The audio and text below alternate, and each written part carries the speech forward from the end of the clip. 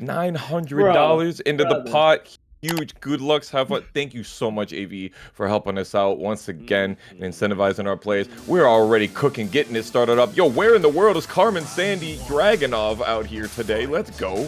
Bringing in the style with the top hat, and it seems like marisleepi bringing in the sword.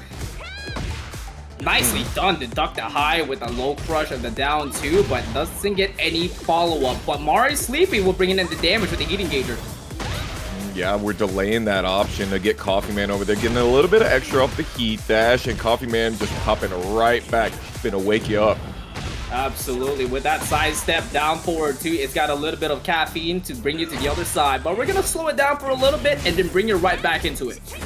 Damn, Coffee Man didn't get the heat dash off of the QCF4, and that's just a damn shame right there, because marisleepi is looking hungry for this hit. And she got it. Just the last line of the buffet. The jab will do the job and secure the round. Coffee Man unable to escape from the clutch rage art and will try to restart on the second round. Oh, tried to go for the backswing, but I think not. marisleepi turning on the burner right now and telling you can't be going nowhere with that armor.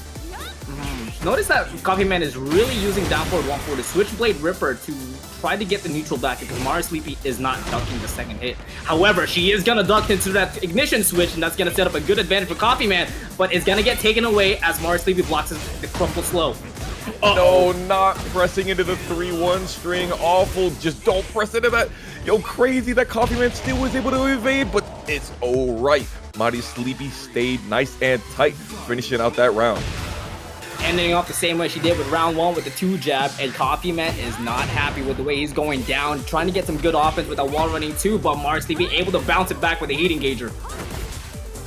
Ooh, man! Ducked, but then got can was a little bit slow on the wall standing launcher. Damn shame. marisleepi just trying to wait to get that heat smash. You already know that's what it was, but Coffee Man had the timing read.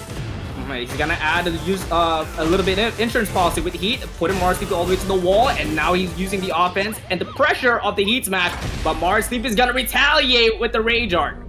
Ooh, that's an interesting option. You got a 13-frame heat smash, but you choose to rage art. What do you think about that? It's not dead, however, it's gonna give you a good advantage, taking all the way the great health away and gaining some of your own while you still have heat, but it doesn't even matter as you get chipped down with the hail slicer. Damn, marisleepi had the heat smash on deck for like 20 seconds, but just did not pull the trigger on it on the shotgun, the lightning attack. But maybe, see, you know, damn if you do, damn if you don't. He had the great opening with the back sway, the backhand. He tries to go for it again. Unfortunately, it will not connect, but the sidestep down forward 2 will do it again. Those ignition switches catching marisleepi on the ground. That was the change that we wanted out of ignition switch, that it didn't hit grounded, but nothing doing. However, Coffee Man finally getting ground up right here. marisleepi taking first blood in our pool's bracket.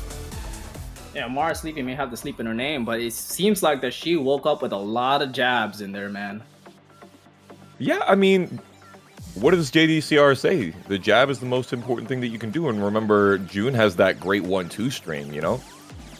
She has a lot of great strengths. Let's be real here. I feel like there's not a lot of Jun representation anymore. I feel like she's been overshadowed by a lot of the roster. Yeah. But this character can still do so much damage, especially with that projectile heat smash. It's at this point, you still got to be really, really careful when it comes to this matchup. 13-frame projectile heat smash. Wall splat, gains health back, regardless. Yeah. Huge. Huge. Now, we're going to the Elegant Palace. Basically, like, the same size of stage. Ooh, we like that. The customs are popping today. Yo, chat, can we get a reference for this one? Yeah, the chat let us know that last one was Helsing and not Carmen Sandiego. And so, yeah, I need more of this. There's something with the mask, but what is this? Stanley Ipkiss? I don't know. This looks like Deathstroke for some reason. I'm uncultured. I'm sorry, y'all. marisleepi trying to put some culture into Coffee Man right here. Ooh, back 3, Dragon Wheel Kick, and Coffee Man still alive off the end of it. Yo! There's that back sway, that backhand that he's really looking for, but it doesn't get the job done. marisleepi still has a chance to make this comeback. His magic pixel to a little, but the forward four will close it out, and marisleepi is extending her lead. Oh, from Dan to Dan. Thank you, guys. Thank you, chat, for helping us out on that. marisleepi's been doing a lot of holding back, not sitting too far into her backdash right now, which I think is really smart, just really trying to be reactive. Look at that, getting that 10-frame knockdown. Beautiful. Notice how she did the 1-1 and it's paused a little bit in the offense and caught the timing from Coffee Man and using the heat engager afterwards. And nice bait out of the down forward too, but unfortunately no punish there. Finally not getting counter hit by the third hit of the 3-1 string. We like that. marisleepi trying to go for the no-round Brown in game 2. For possibility here for marisleepi to extend it to a advancement, but Coffee Man, he needs to find a new blend, and this optimization is not working out as he drops the flop combo. marisleepi and Coffee Man both showing out with those high strings, neither one starting to duck them. Oh, here's where it has all the chips going down, the throws. Yeah, speaking of throws, marisleepi is throwing up for her own, and this might set up a comeback. Oh my god, the heat smash whips, and so does the get up kick 3. marisleepi still has a chance to make this a no-round round. 20 seconds left to play, and she gets an opening with a forward 4, and she does it again and closes it out. marisleepi stays awake to move on to round 2 as Coffee Man will be getting grounded down in the loser's bracket. Exactly, and that's scary to think about. That is so scary to think about. But it's not as scary as the next match that's coming up, which is going to be lpab versus Kuugo. lpab with the Paul, Kuugo with the Kuma. Let's get some more battles going on. Or battle, yes sir. Back in, I think, was it Tekken 1 or Tekken 2 where these two fight? 2. Yeah, and then from then on, Paul hates bears, and Kuma's just like, I just do what daddy tells me. Grandpappy Heihachi tells me that I gotta go into this bracket, and oh my god, I don't know what Heihachi's telling you to do right now, but keep doing it. Ooh, no, he didn't have the amount of buttons that was in the wall combo that he needed. Went a little bit extra. lpabcba trying to put that alphabet soup into Kuugo. Yeah, it was only on. There was no but at all. But you know what? It's completely okay because he gets the on with the 1 round in. lpab able to get the heat engager coming in and now putting on the pressure after the heat dash. Kuugo gets caught in the air as lpab able to get the down 1 and able to get a full combo when the 4 breaks. Yeah, looks like they tried to go for a hop kick right there. LPA saying no sir. Kuugo just standing still, standing strong up against the cage, and back 1 power crushing through with this great heat engager that allows all that great life to come back. Nice bait and defense there by Kuugo, and nice step as well for lpab. Yo, the defense for both of these players are cooking, but Kuugo ends up pressing into the counter hit, and lpab evens up the round. Yeah, the engulfing dragon while standing 1-2 into the back sway 4 counter hit. Just saying, I know you're trying to press on me right now. Let me let you know you ain't got the numbers for that. Yo, the throws are coming in, and yet here comes another floor break for lpab, bringing it into the desert. Ooh, just missed out on the crouch dash 2-1 right there to be able to get the rest of the combo. Kuugo is very heavily using this heat, the electric bear godfist, and then the heat smash sends it up with the running bear into the stance while standing 1-2. That's gonna set up for Kuugo to be on match point, and he's gonna play it as slow as he could, and then he heats it up with the heat engager. lpab trying to retaliate back with the shoulder, but Kuugo is not pressing. Yeah, lpab trying to go for that shoulder, and Kuugo not getting the punish is what it is. I don't know. It's all about those long bear legs. You know how hard it is to hit this character with lows. I've been talking to people in the Florida scene, all the Paul players, and they hate Paul. They hate the Paul Kuma matchup because it's just so hard to hit this character with lows. And when you can't get at them, they're so evasive. Paul has such great lows, but try to hit Demo Man on this character is ridiculously hard. And when it's so hard to get those, get a bear opened up, he's going to open you up with the jaws of life, the jaws of defeat. Yeah, call that a jaw lock because lpab he's got to find the key to get out of here, because when you go up a bear, you know you got a little bit of intimidation coming in with how much the bear has a lot to give. What I mean by a lot to give: frames, mental frames, plus frames, chip damage, heat, everything else above. Kuugo very is real doing situation. a great job with that, man. Oh, Kuugo coming out with the eye patch and the shotgun came to play right here, just like our homies 50 Badger and Nocturnal Bones for the sub. Thank you so much. We're getting close to the high screen here. We like that. Kuugo hyping us up. Ooh, nice nose to duck the third hit of that UCB3 string. This is going to be a lot of damage, and lpab count his lucky stars as Kuugo able to drop the combo and now finding his offense right back and has the better positioning as the demo man will break down the balcony and should be able to break down this vital spirit with this combo. Just like what we were talking about earlier, it's so hard to get in that he had to sway all the way into Kuugo's character model and then get the demo man.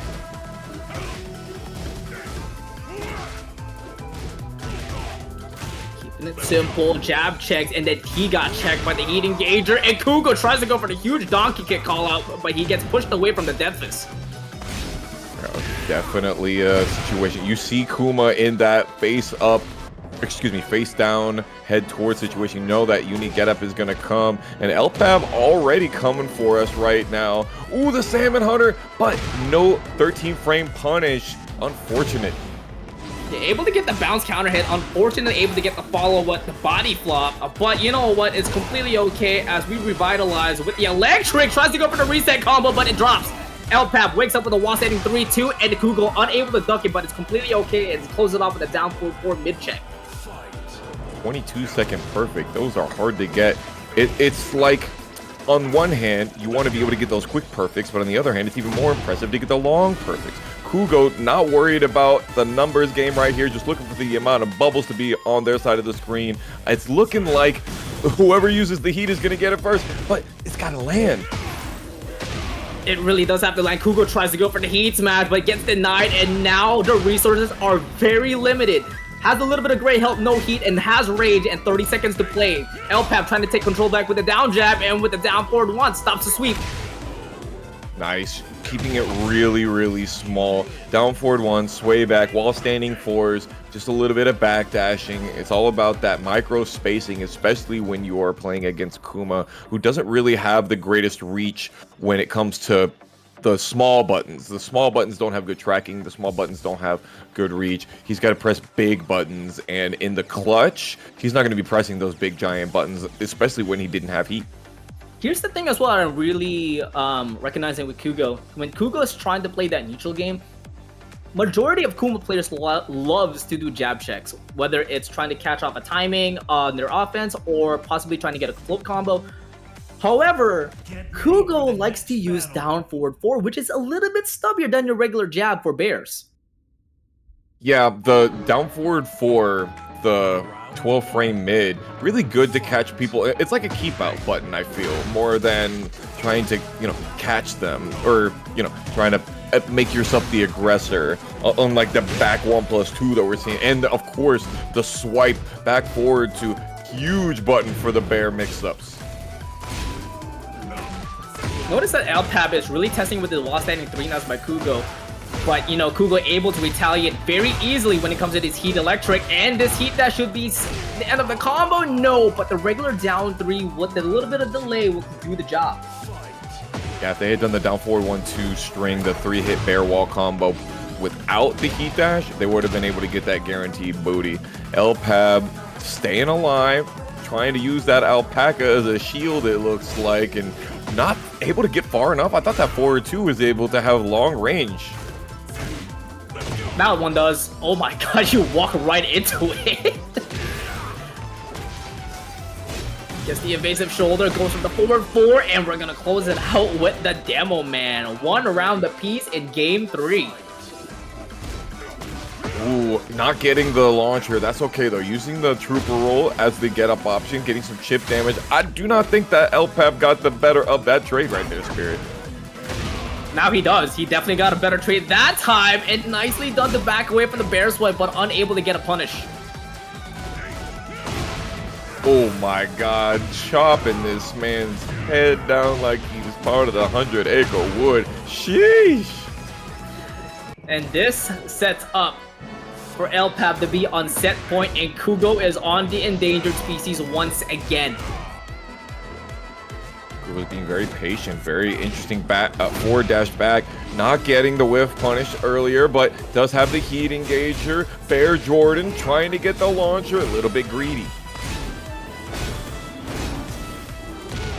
Utilizing the heat smash and goes for the bear headbutt, and now he's adding the mix from the hunting stance.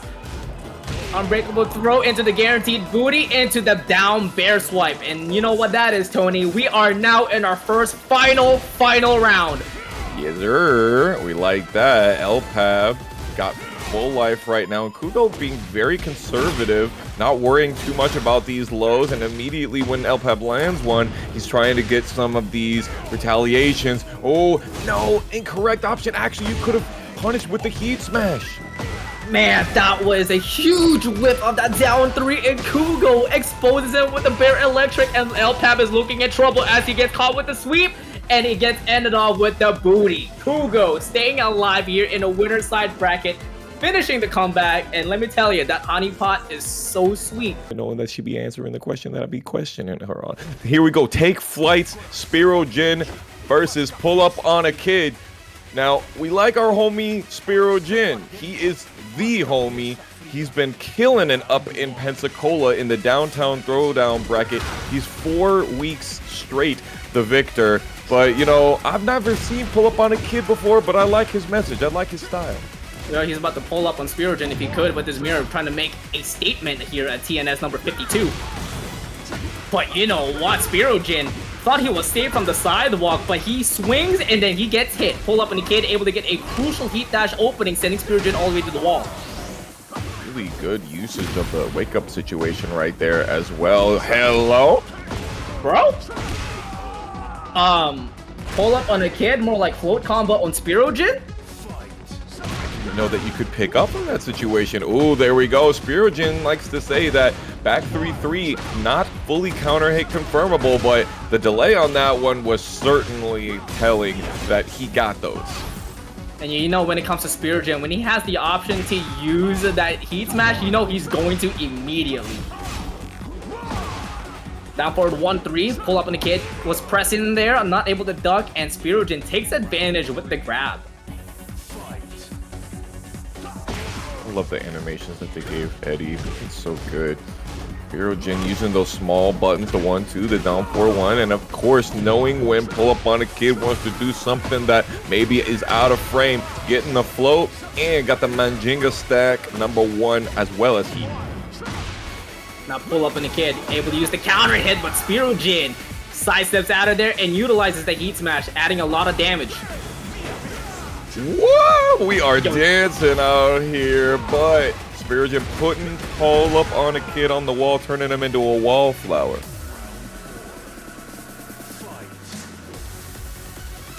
Take Flight is definitely blooming here. Tries to go for the Mirage 3+4, but Spero Jin, very crucial block there, and now this time, taking a page out of PullUpOnAKid's book, adding a little bit of offense from round 1. Yeah, especially off of the knockdown, both of these guys. Man, PullUpOnAKid is moving right now. And Spero Jin tried to get off of that wall, and PullUpOnAKid let him get up off of that wall. Just, you know, maybe with a little explosion behind him first. Yeah, I'm adding a little bit of volume in this drum and bass right now. The track is hitting as Spero Jin looking in trouble now with the Magic Pixel with all the resources, but unfortunately, it's something you never want to do as a Tekken player and die with it. PullUpOnAKid brings it to a final round situation for game 1 and definitely trying to make a comeback here, but Spero Jin slaps it out of a reality and able to get that huge counter hit. Oh, there goes gravity, 100% getting juggled hella by Spero Jin right now. He was able to get under that high part of the string. PullUpOnAKid trying to go for some extra, maybe like last time, but Spero Jin tech rolls out of there, stops the Oki. Goes for the heat burst, thinking that Spero Jin could be ducking, but now both of them are out of resources. But this is not looking well for for Spero Jin, but it's gonna be deserved right back for PullUpOnAKid as he drops the combo! Oh, the back 3-3 didn't work. The down jab punish on the Mirage? This is not Spero Jin. Somebody else is piloting this character. That's okay, though. He does get the Ridge out. This is going to do a huge amount of damage because it was going to be counter hit. And look at the amount of life that Spero has. That is a huge call out for Spero. Able to connect the Rage Art, able to duck the 1-2-4-4, but it doesn't even matter. Unable to get the punish afterwards, and PullUpOnAKid wakes up with violence and steals the momentum. I really expected that Rage Art to do more damage. Do you think maybe PullUpOnAKid was aerial because he was in the handstand stance? Yeah, maybe. That seems like it was it, because honestly, if he was really grounded, I do not feel like he should have taken that small amount of damage. It was a large amount of damage. We can't get it wrong there. Like, he did get to that last interaction situation, but Spero Jin not being able to close out off of that read, damn shame. Yeah, for it to be mid-air, that was a good amount of damage, now that you mention it. But you know, from going to mid-air, we're going to space, Tony. Oh, into the stratosphere. All right. Now, is PullUpOnAKid gonna shatter and create a new world order, a new atmosphere of understanding about who the best Eddy Gordo in North America is? Or is Spero Jin gonna show this young buck who really got it? We're about to find out, as PullUpOnAKid is doing an amazing job right now showing that intimidation. A little bit of keep out. Spero Jin sending the Mirage. PullUpOnAKid. What is it with these guys that are not being able to punish their own launchers? Isn't Mirage like -23 or something like that? I thought it was safe. Mirage? Down forward 3? The 15-frame long-range launcher? Oh my god, no. Mirage, I thought it was sidestep 3+4. No. I thought that was Mirage the entire time. No. I'm a fraud. Oh, the heat smash caught PullUpOnAKid. Aerial. There goes the 4-forward, not catching Spero Jin. Aerial. Are we gonna get some robbery? Yes, sir. The tail of the tape, all it was from the final round, the first game. Get hit with Rage Art, live, make the comeback, as PullUpOnAKid is recreating that book. Rapid King telling us that down forward 3 from Eddy is actually -18 now. It's a buff from back in the day, back in Tekken 7. Spero Jin is just taking so much damage. Didn't think that he was going to throw the second hit, but Spero Jin really has not been throwing only the first hit of back 3. He's been really sending it whether it got the counter hit or not. Yeah, it's a full commitment when Spero Jin tries to go for that back 3, but you know what? Spero Jin's whip punish is on point. Is able to get the up back 3, sending PullUpOnAKid up in the air and next to the wall. There you go. Like that sidestep. Got him. Completely breaking the glass. Going stone cold on PullUpOnAKid's ass. Spero 316. I just danced on you. Oh my god, never mind. Not even dance on you. I just launched you once again. Spero Jin making a statement here in the second game. Spero Jin taking PullUpOnAKid to the grocery store over here right now. Gotta crack a couple of eggs to make an omelet. And Spero Jin is eating good right now. Gonna get that wall splat. First it got you in a scramble, then you're back up on the wall. Call that a sunny side up, because the floor is now lava. It's about to get fire in this place. That was not the correct follow-up, or maybe it was a distance issue, not sure. But PullUpOnAKid is trying to show Spero Jin what it's like to get a real wall combo at the wall. Sheesh, look at this damage. And the guaranteed toe touches puts PullUpOnAKid on set point. Spero Jin survival point. Spero Jin, he's a fighter. He's a survivor. He not gonna give up. Got that Beyonce. Is it Destiny's Child that we have here? Or is PullUpOnAKid gonna pull up on it? Into the heat first to add an extra damage, but the wall ender drops. interesting. Now, Spero, 30 seconds left to play, and you know exactly what's gonna do. He's gonna close the range and immediately use the heat smash and pull up when a kid pulls up with the range art. Okay, he went into handstand though, so he has to be aerial, has to be taking less damage. It's all about the wall positioning right now, and it's basically neutral. Exactly what Spero needs. However, PullUpOnAKid has rage, has heat, and sent it.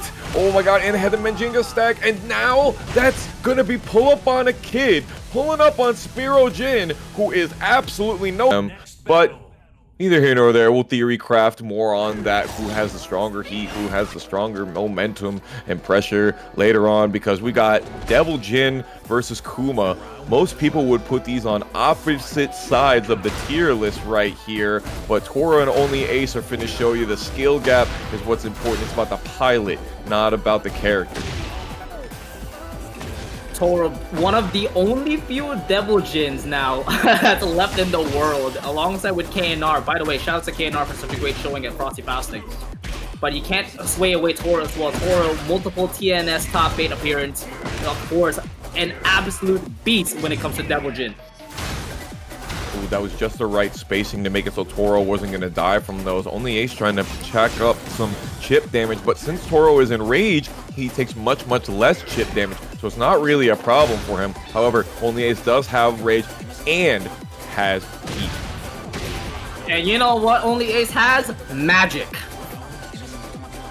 The Magic 4. Did you know that Kuma has 2 different buttons? One is 4 and one is forward 4. They look almost exactly the same, but the knockdown and the knockdown and the follow-ups on counter hit are completely different for those buttons. I didn't know that. I did not know that. One is 12 frames, one's 14 frames. It's really weird. Fact check me on that, chat. Don't let me just be spouting stuff. Okay, we're trying to flash punch combos. I know you thought that you were gonna get that unique bear get up on me. You thought that I have never played against a bear before. You know how close Just Frame James is to me. Okay, I'm sorry. You know, this could spell out a commentator's curse. It could really spell that out. But it could be a grace, but OnlyAce brings it with a 1-2, and Toro backing up the bull because he's got a rough ride trying to make this comeback. I'm liking this backdash from Toro right here. He's using that unique getup. We like those. Degenerate OnlyAce trying to show him jump up into the down pack 4. Does not send the second hit of the launcher. Unfortunate. Is this going to be sending it? Is this the momentum for OnlyAce gone? It could be a possibility, but he is doing a good job trying to build up the offense, but the defense is just way better for Toro. And here comes the combo route, a specific combo route because the wall is very near. But now he immediately backs away and gives a chance for OnlyAce to gain some vitality after this heat engager. The rage. Oh my god, imagine trying to jab against a bear when he's in heat. Sheesh, slamming that salmon on you. 13 frame heat smash. Evasive. Best heat smash in the game? One of them. I would say. Top 3? Top 5? Top 3. Top 3. I would agree with that. Who else is in there? King. Okay, the long range and the huge amounts of damage. Yeah. Puts in the plus frames into a mix, and then you can really hold on the mix. My opinion. Nina has a very good heat smash. Has a very controversial. Good heat smash. Ling Xiaoyu. The only heat smash that leaves you standing after it hits you. Healing over there celebrating. I was like, yeah, I got a top 3 heat smash. Healing is 100% a believer in that heat smash. I'll tell you what.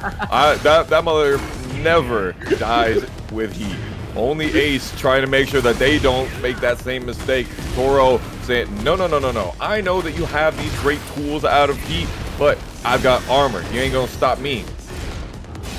Finally showing the pressure. No punters while standing too, and Toro just stares at him. But it's completely okay because he stood there menacingly and punished it perfectly with the back 1-2. I think that was an attempt at the bear while standing 1-2, but it can be difficult sometimes to buffer 1-2, right? So you can actually press 1+2 and you'll get bear 1. And so you can mash bear 1+2 and you'll get while standing 1-2 in that situation. Fun fact. Thank you for the fun fact, but you know, Toro is gonna give out a lot of reward from that back 3, able to get a lot of health back. Nice challenge out of the 1-2-4 by OnlyAce. Yeah, that's crazy. He gets opened up with the Morning Crow 2-2 heat dash. A little lightning laser show here by Toro. Ooh, OnlyAce's defense is actually aces right here. Degenerate in name only. Playing some pretty solid ass Tekken right here. Really interesting that they went to interrupt with a 2-1 string instead of the G-Clef cannon earlier. I'd like to see some more of what that's about. Whoa! Sam Sarah out of nowhere. Don't forget about this song. But Toro, Jesus, a lot of wall pressure and then immediately giving a lot of respect, and OnlyAce is gonna take advantage of that with the bear headbutt and able to get a lot of heat and a lot of health. Crazy amounts of pressure right now. Oh, Toro catching just before the back 1+2 claws were coming in, and OnlyAce looking not as much like they want to interrupt here. Huge cans though. And that is all Toro spelled out for round 3, and Toro has set himself up for survival point. Can we go to a game 3 here and now? Toro's gonna try to make a statement here, trying to allow of offense, but OnlyAce able to get a huge back swipe.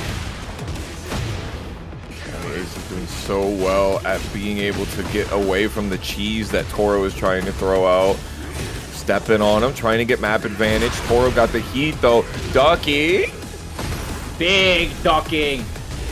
Heaven's Gate's gonna show you the way out as Toro is putting on a lot of show, adding the gauntlet punch a little bit more pressure, and Toro mixing it up with the Morning Crow, not even delaying the laser scraper, and whipping it all up with a back 3, catching OnlyAce jabbing, and catching himself, evening up the score. Yo, I swear, he didn't delay any of those strings. I pressed on every single one of those. OnlyAce's defense has been popping. Yo, K-Vox, what you know about Midnight Sumo, dog? Midnight Sumo mentioned? I'm awakened. Yo, so the Sumo Bashos have been slamming recently. Anyway, we're going to figure out who's going to be the Yokozuna of Tampa Never Sleeps tonight. Could it be Toro? Could it be OnlyAce? With the way that they're playing, I'm thinking the answer is yes. They could take it to the top. Realistically, any of these players can be the winner of Tampa Never Sleeps. They have multiple Get ready for the next battle. I can't even think of the word. We have multiple varieties of players and characters that have been Tampa Never Sleeps champions. Shadow 20Z, KingReyJr, Joe Crush, Machine Gun Wizzy, Cuddlecore. Could be you next, and it could be these two players, as Toro is trying to make a huge statement that it could really be him as he wakes up with a wall standing 2 from the round start of game number 3. Trying to keep OnlyAce on the wall. Unfortunately, it was way too far away. OnlyAce not noticing the third hit of the flash punch came out. Toro getting away with murder. Did not realize that the Electric Bear Godfist was going through armor. Did he whiff something? I'm confused. Uh-oh, you want to talk about whiff? He tried to send something up in the air, but he's the one getting launched out of the back 3 heat dash, and here comes the steel pedal into the down through. All gas and a little bit of brakes and a little bit of teabag. Toro is dashing his way through this match, and he's definitely diving through with the back 3 dive kick and putting himself on fire on heat. Doesn't duck the down forward 1-2, and OnlyAce is shunned. Shook if. Toro not allowing any of the chicanery right here. OnlyAce tried to start that out with a charged up Salmon Hunter, and Toro was immediately ready with the up 4-4. There it is. That is the Achilles heel, the bread and butter of bear players, the Twin Pistons. Booty. Just like that, 50% gone, and OnlyAce has a chance to secure the round here because the positioning is way better than he expected it to be. It's the best position he could be in. Excuse myself. Almost was able to punish that hop kick string. Is able to get out of there. And as long as OnlyAce doesn't have heat, Toro's got the opportunity. The trade is spending it right now. Sending it over to the wall. No, not the 1-2-4. Would have been good for regular Jin, but not Devil Jin. That knee is stubby. And he's gonna pay the price as OnlyAce stays alive with the Rage Art, adding a little bit of fireworks before the final show. Down back four. Ooh, got under over right there. Toro gambling over here, going with the Morning Crow, spiking them down, getting some steel pedal. We like that. Get some Morning Crow off the ground. Oh, no. Get him. Yes, sir. Now, that's actually not a launch punishable string. It's only minus 14 if you're not knowledgeable on it. But he's been sticking with the Reina, though. Even since Evo and before Evo of this year, he's been just really sending this character. We haven't seen him in too many top 8s, but I'm smelling it for him today. Bool, though, no stranger to the top 16. Looking at his results before, he's gotten a couple of those single-digit places, a couple of 9th places, and so Junior definitely. What in the good googly moogly? What is happening here? I don't know. We are dancing. We are going all over the place, one wall to another, and dropping combos left to right, and restarting with a little bit of offense after the heat dash. But Junior 20Z is gonna have a lot of trouble trying to make this comeback, and it doesn't seem to be that way as Bool executes him in the first round. Not worried about first round. The first round is free, you know, and then we're gonna get those hell sweeps. Bool tech rolling and getting the magic damage off of the end of it. Manjinga stack and the heat. Oh, the evasiveness out of that knockdown. Bool is doing a great job, just adding a lot of pressure here. Again with it, and just like that, Bool is steamrolling Junior 20Z. 50% gone for both rounds and 2 rounds in. Yeah, the up forward 2 turn stealing tool, that evasiveness, doing really well, but Junior catching Bool with that sequence, the electric wind god fist into the hop kick punish, but unfortunately unable to keep it up due to the awkward wall distance. These wall splats are killing Junior.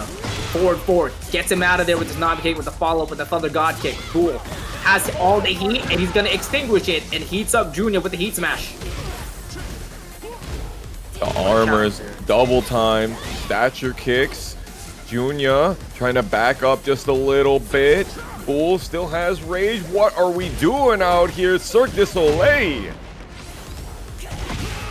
I don't know what's going on anymore. I don't know what's going on.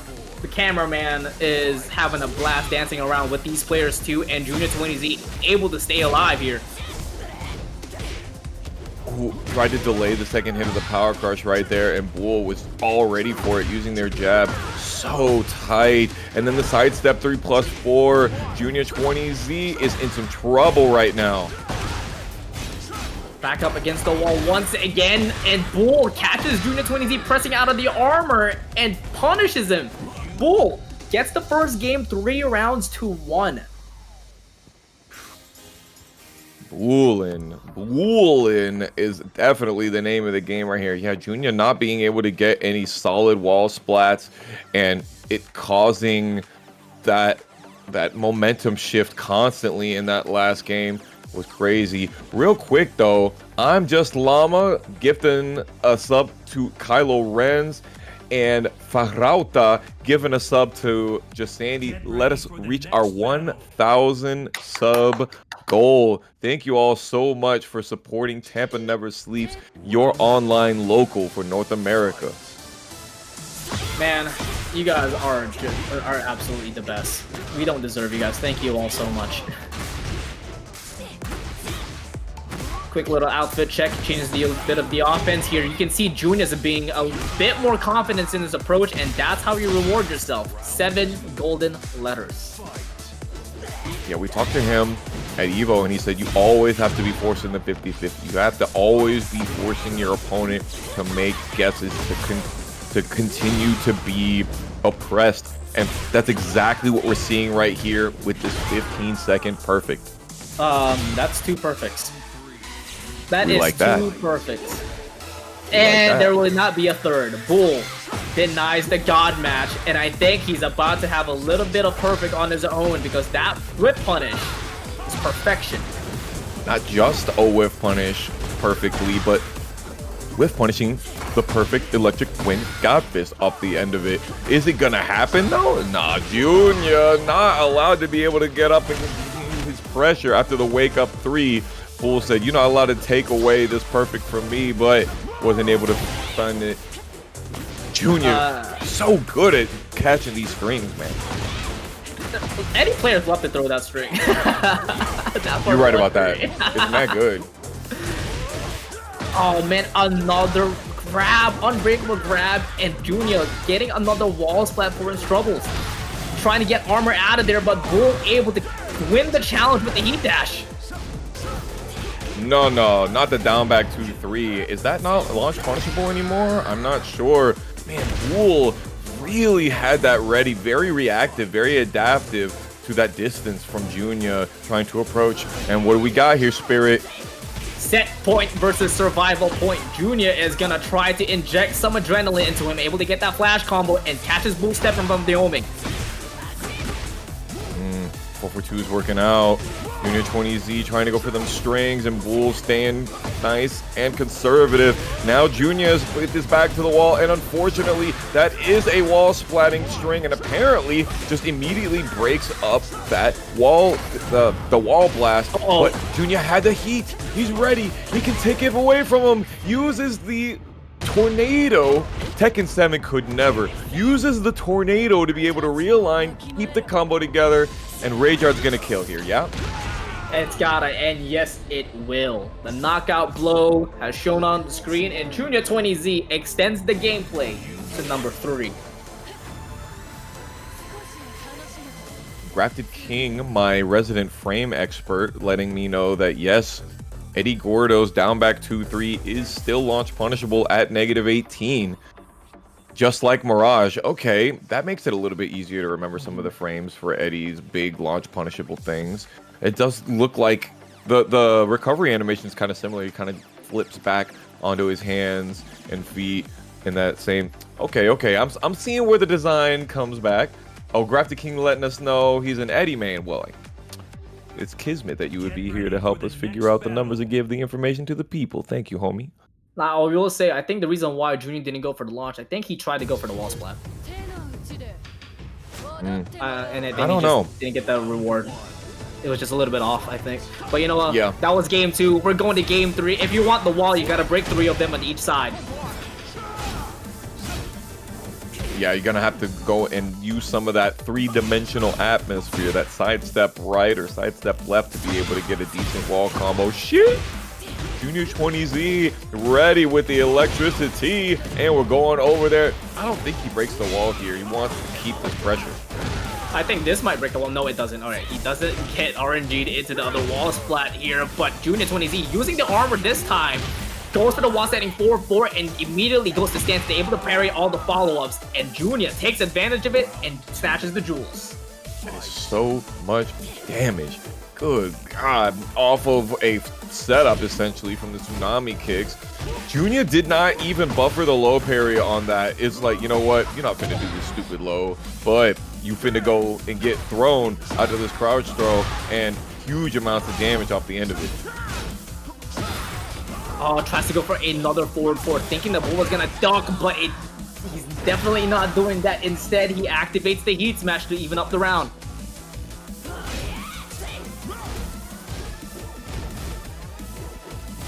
He's able to duck all the strings, he's not able to get the punish, unfortunately. Yeah, I mean, trying to get a wall standing punish off of, you know, an electric God Fist is one thing. He wasn't electric though, and he didn't go for the wall standing 1-3. Nothing doing. All right though, tries to parry there. Junior, I'm very confused about that option because isn't he technically aerial in handstand stance? So wouldn't you be unable to parry? I think that's gotta. I think the lab's gotta answer that for us. None of us know the answer. Yeah, Lab Demons help us out here. Junior 20Z just outside of Rage. Bool tried to go for something extra to get rid of all of the rest of the health, but Junior 20Z used the down jab to keep the momentum and sent it. Phew! Set point for Junior 20Z to complete the comeback against Bool. Can Bool bring it to a final round here? Starts off with the 4-4-4 into the sweep. Yeah, the double low. Gotta expect it when the chips are down here. Tail sweep number 2. And heat smash number question mark. And the first wall is broken, and yet we get another perfect. But this is another final round situation. Who is moving on to top 48? Bool says it's gonna be him as he starts off with a sidestep 3+4. Step 3+4 mentioned game-winning button and has Manjinga stack number 1. Is he going to use it? Yes, he absolutely does. There it is. Junior 20Z, after taking 2 giant interaction combos, is in trouble. Oh, but look at this. He has all the time he needs. All the great health to recover and has heat as well. He's going to start off with the up forward 4 and add a little bit of insurance policy with the heat burst. Oh my god, look at the combo. Oh my god! My man kept it together. He said, you finna duck. You finna duck. You finna duck. Thank you very much. I'm on to the next part of this bracket. That's like Paragon. The Two Ugly Squad, TSE, and Endure. We love them so much, and we hope nothing but great things for them. Next up, though, nothing but beauty. Whoa, whoa, whoa. We have not seen this in a long time. Going for Kazuya instead versus Jermanji's Yoshimitsu. I gotta think that he thinks that he likes to play a little bit too close versus during his king, and he can sit back and look at already it is getting all of this reward for him. Yeah, so Jesandy's been streaming for like 7 hours straight now, and I was lurking in his channel, and there was a chatter says, hey, is it Kazuya run at Evo? And then Jesandy did say, not Evo, at TNS. And Jesandy did say, yeah, I think so. Like that. Oh, there we go. Off axis to the right side. Exactly the opportunity to be able to get over there and get some profit. Jermanji using the 3-4 into the immediate Dragonfly. I know you want to do some unblockable BS. It only does about 15 to 20 damage. And honestly, you know what? That just gave me more health to hit you with. And that's going to set up a great position to follow up the offense. And Jesandy starts off with a 4-4-2, just keeping it simple here. But the Magic Pixel will not do the job of completing the comeback as Jermanji keeps it simple with the down 4. He likes that down forward 4 as well, to be able to get those last clutch moments when you say get off of me kind of style. Yoshimitsu struggles in his neutral. It's all about the big buttons. Ooh, I think he was trying to go for the twin pistons, but got back 1-2 instead. Just fine though. That's also fine with the trade, but Jesandy is not letting go of the gas. He runs up the wave into down back 1+2 heat dash. Immediately gives a lot of respect. Now Jermanji trying to make the comeback here, trying to get that samurai sweep, but Jesandy's back dash is just too clean. Nah, the samurai cutter like that while you're watching Jesandy do multiple Korean backdashes on you. Did he just try to do the electric wind Godfist 13 frame punish on the He absolutely did. He absolutely did. It, bro. I kid you not, every single 13 frame that Jermanji's gonna throw out, or whatever opponent's gonna throw out, Jesandy is going to try and perfect electric that. I kid you not. You like that? No! That's the classic, the down forward 4, forcing all that pushback spirit, and I know that so well from our own matches. Jesandy, though, just out of the edge of being able to close out that round. The final gambit of the 50-50 will be a complete zeros as Jermanji able to block the clutch hell sweep, putting himself into a final round. 4-3 into the counter hit, but the flash denies the patient-siding fist.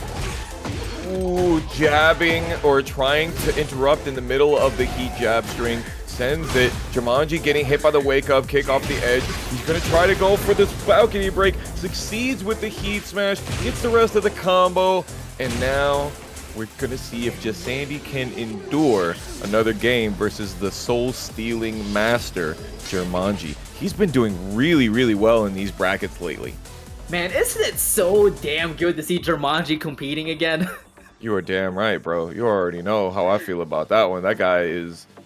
He's generational when it comes to Yoshimitsu in this era. It used to be Just Frame James was that guy for North American Yoshimitsu. Trizzy the Rapper showed out so well in the late Tekken 7 and Tekken 8, but Jermanji in Tekken 7, he was the Yoshimitsu that was competing most consistently. He had a hand injury that he had to wait on for the entirety of the first year of Tekken 8, but now he's back, and you already can see that rehabilitation is going really well for him.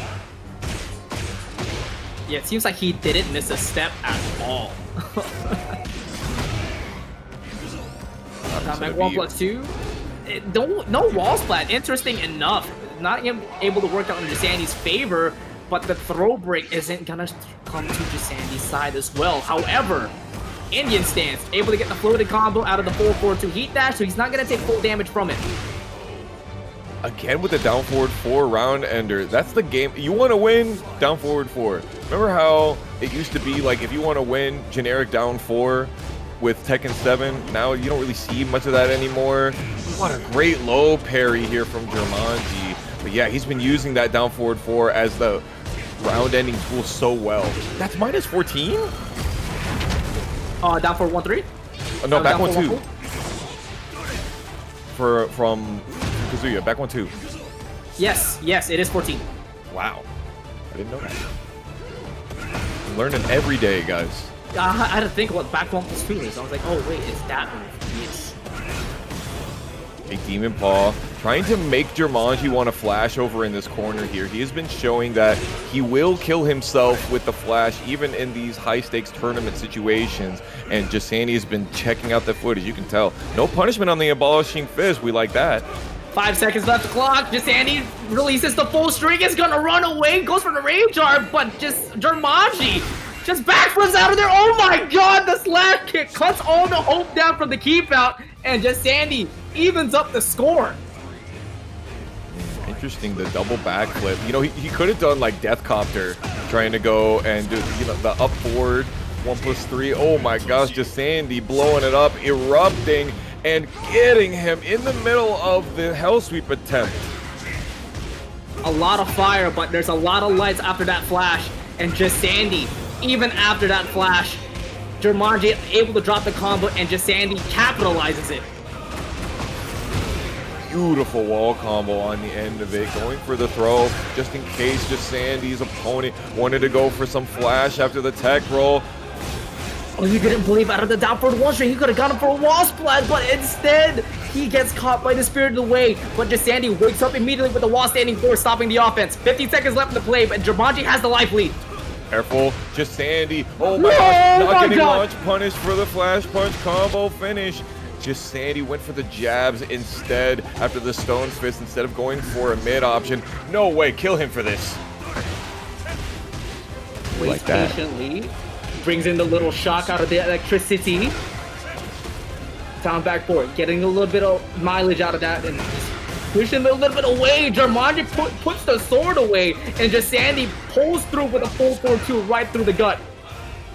Demon Paw heat dash is exactly what Jermanji did not want to see.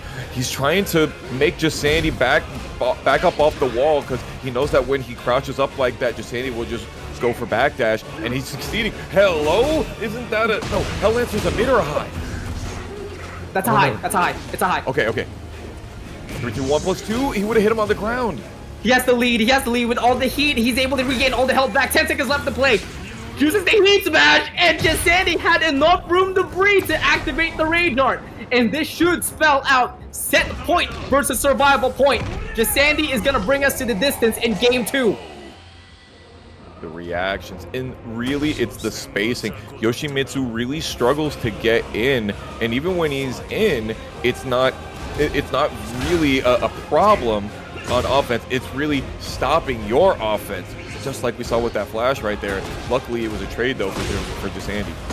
Oh, but you know what? Jermanji's gonna walk out with a profit with a counter hit flashing steel and able to get a good position too. Stepping right. No, that's minus 19. Jermanji not doing the CD1 or from forward 4. He couldn't get a good punish off of it. Do not let him kill you with that windmill. Oh my god, do not. And there it is. Jesandy uses the down back 1+2 once again, and Jermanji was ready to block and EO go to a combo breaker, and they're like, oh, never mind. I need to be immersed in this. I gotta have this forever. And so if you're feeling burnt, get out to some of these events, just like Level Up Expo. Oh my god, Wizzy coming out here, out the gate with a Switchblade Ripper, reminding us that his game is cold as ice after his 5th place win at Frosty Faustin. damn, we've had 4 Eddies? 4 Eddies? I think this is the 4th Eddy, yeah, because we had PullUpOnAKid, Spero Jin, we had the Eddy we just saw, whose name escapes me.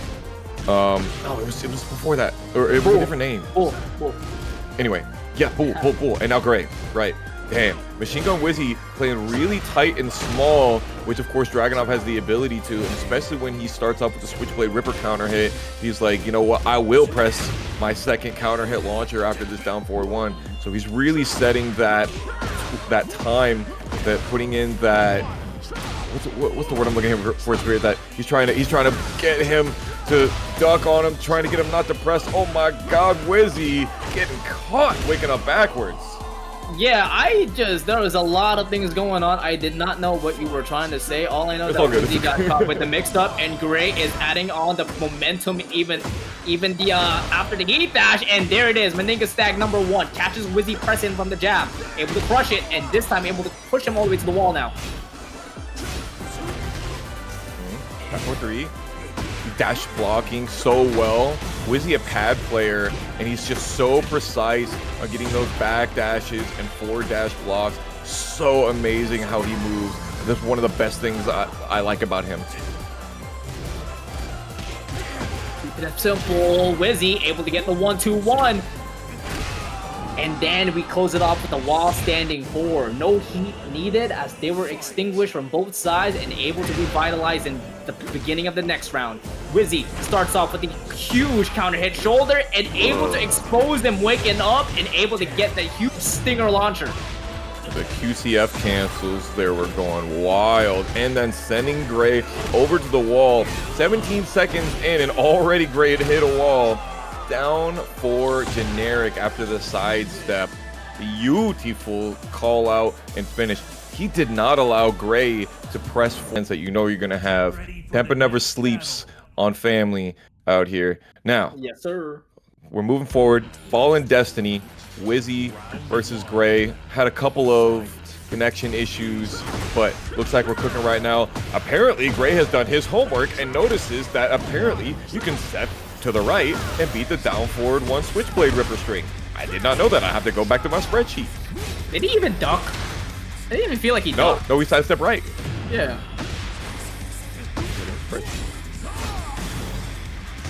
Yo, link that real quick? I'm kidding. Oh, I would. Oh, double down forward 4. All classic. Great. Able to get the first round in game 2. A little small hiccup, but he's the one sitting Wizzy up in the air after that sidestep 3+4. Gray catching really well on these wall splats. It's really difficult to get a good wall splat on this stage.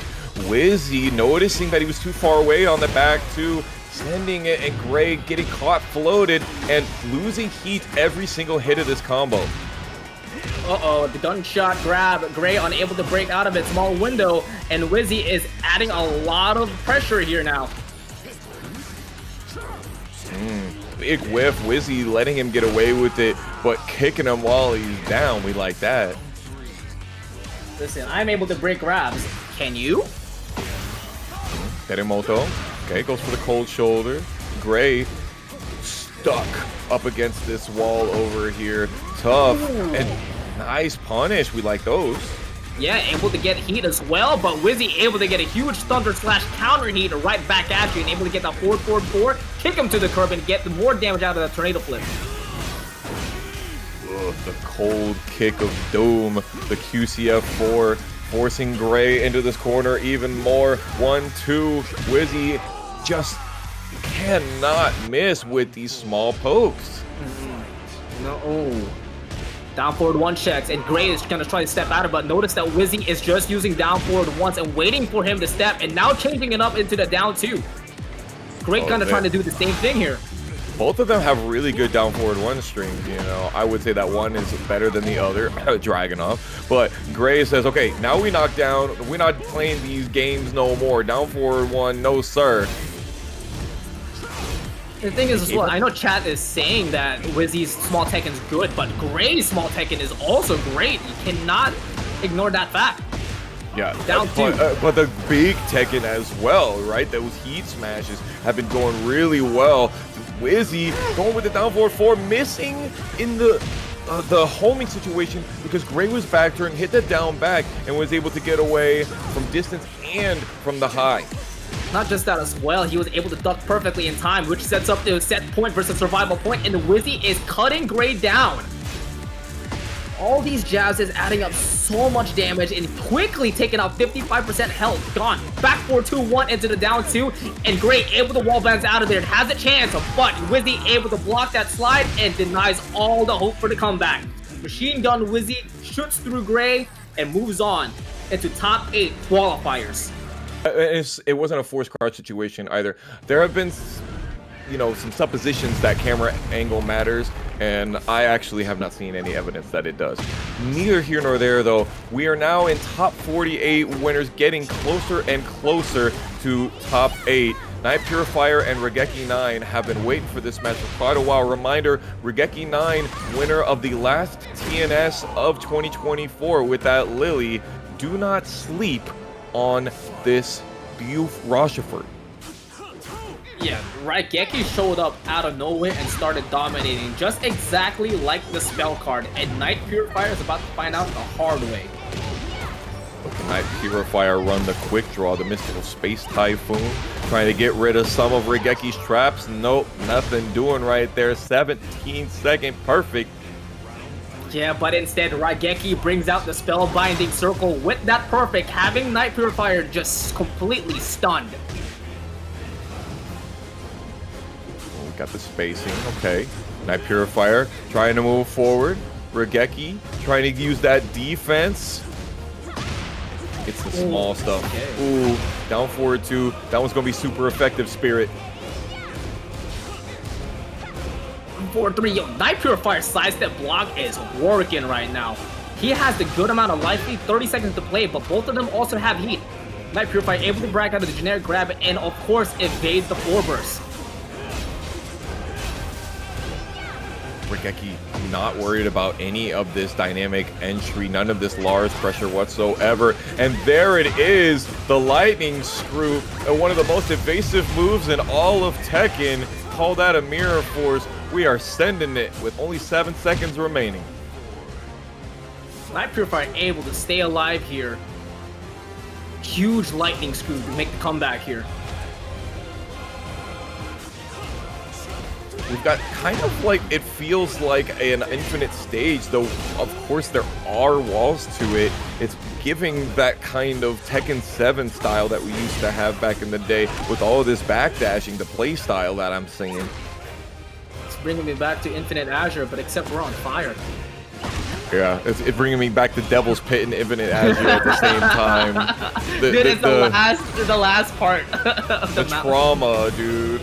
Raigeki trying to make sure that Night Purifier can't just backdash away, completely running him down with the Platinum Grace. Okay, goes for the high. Night Purifier backing up, and again catching Raigeki coming in, but the huge risk on the Plasma Cutter. One of the things that these Lars mains talk about wherever they are, they say that he has issues with lows, that all of his lows are so risky, they're so punishable, they have to be out of a stance, they're out of a sidestep, they're out of full crouch. Tough. Yeah, it really is, and it really showcased that, and Raigeki played that spacing perfectly. Able to get a good amount of whip punish, able to sidestep out of all the strings, and also respect a lot of small Tekken from Night Purifier.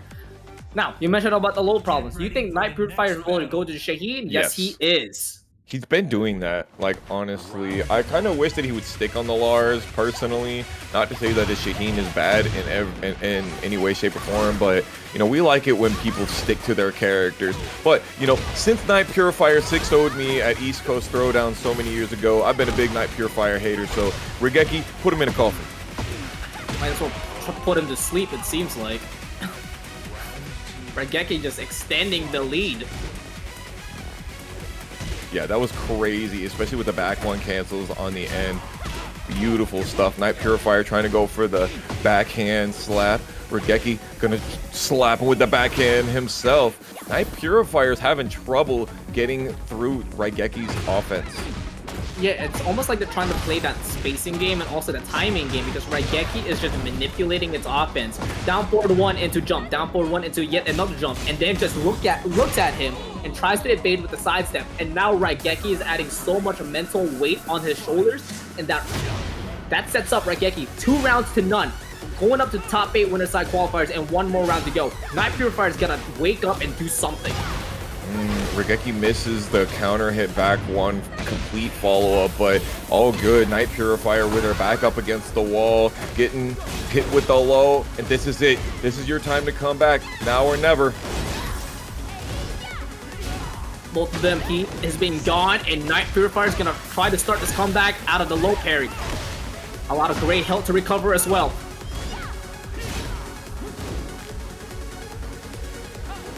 Got Night Purifier whiffing. Okay. Raigeki finally having the wall disadvantage and the running to sending the knife hand. Night Purifier finally shaken off the dust with the Shaheen. Finally securing a round up on the board as well. But can you extend it? Can you even it up? Raigeki, great defense and great offense as well, able to backdash out of the backlash, and now Night Purifier back against the wall, but he's not going to go down without a fight. Able to low parry out of trouble and puts it back to the middle ground. ESN Tekken reminding us that, yeah, Raigeki doesn't really duck very much. I'm seeing that quite a lot. It's more movement than ducking in these situations. Maybe Night Purifier will get some more of those slides in here, but Raigeki 9 is not having a good opportunity, not having a good time trying to keep Night Purifier in the wall anymore. 50 seconds to play and a hope and a dream, but unfortunately it all comes out to a nightmare. Raigeki strucks Night Purifier down all the way to the loser's bracket as Raigeki. Well, you know, now that you mention it, we haven't really seen a lot of collabs here as well. I'm a numbers man. Jermanji and Debaser in the chat talking about how I'm disrespectful. Listen, man, I know the numbers. You know that I'm looking at the brackets. I know what's up. Riddum versus Heihachi. This is exactly the kind of turn up that we need right here. We were already on level 10, but TNS goes to 11. No, we go to 20. You know damn well for a fact. And Riddum, Jesus Christ, what a defense out of that. Able to protect their ankles from the first hell sweep that Raccoon throws out. Okay. He likes those hell sweeps, trying to get some of those counter hits right there. But one of the things that Riddum does, Riddum will probably send his heat smashes just as much as Peeling will. That guy, another person you will never see die with heat. God, dude, Raccoon able to get 3 electrics in, able to get the perfect combo as well, and activate the heat to get the second stock of the Warrior Instinct. Bro, you can just stomp on the Gata stomp and just make the entire screen go electric, and then he's plus after is wild. Getting him with the throw, OGs like that? Not breaking throws? Shame. Down forward 1-2, able to get the just frame as well, pushing Riddum out of the way, and is able to close the distance immediately with the Superman punch.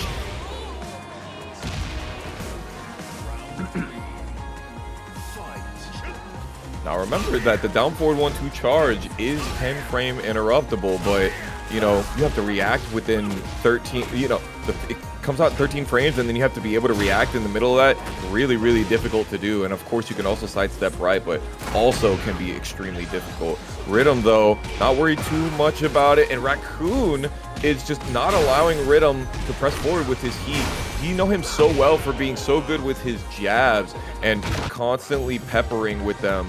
But Riddum is like, you are going to take this mix in heat. Shaheen is one of the best characters once he has his heat rolling to continue it on. Would you agree with that, Spirit? Absolutely, man. When he's on heat, he becomes a menace. Forces you to be in a 50-50 mix-up with guard break. It's rough. Also has a low heat smash extensions too. It's a lot of layers that Shaheen got added to. 100%. Okay, he's one back two. He needs that jab string to be delayable, I guess, in these situations. Almost every string that Heihachi has is delayable, but Riddum is like, you know what? I know about Heihachi. None of those strings have lows in them.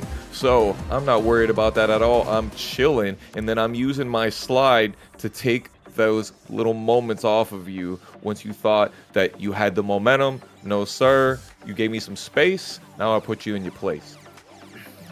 And it's what those slide characters loves to do. Once you get hit by the slide, now you really gotta think. Okay. My opponent doesn't have the momentum just yet. How do I keep it that way? I'll tell you what, you don't get hit by another slide. Get ready for And the next battle. when you get hit by that second slide, you're in trouble. Your brain goes into a huge scramble. Yeah, it's like getting hit by a couple of Kazuya hell sweeps. You know, like, oh no. Like if you get hit by one slide or one hell sweep, you're like, oh no. Now I'm here. Sidewalking left, not necessarily the best option versus Heihachi anymore. They changed up his game plan so much that sidestep right is good versus a lot of his buttons, and sidestep left is good versus a lot of his buttons. But Riddum really, really good at his movement and his spacing game. Raccoon closes out the spacing with a forward 1+2, able to get some engager into his bloodstream. But Riddum able to fight back very confidently. Just a couple down jabs into wall setting 4, and Riddum able to absorb all the damage and punish it with the high crush heat engager right back at you. 50 seconds left to clock, and Riddum is on the upper hand, but not this time around as Raccoon able to get the lead. And so much pushback on that jab punishable Fujin 2. Riddum couldn't do anything about it. InconsiderateRaccoon tried to do some stepping, but got beat out by the Rashid Riddum tornado. Tries to go for the triple electric combo, but Raccoon drops the third one. But that's completely okay, as he has a very decent life lead here, and Riddum's gonna try to chip his way back into the even ground. Getting that flash punch punish. Raccoon, Heihachi sending 2 stacks of the Whataburger logo, ready for us to go. And already round 3 after that map advantage that Raccoon took advantage of.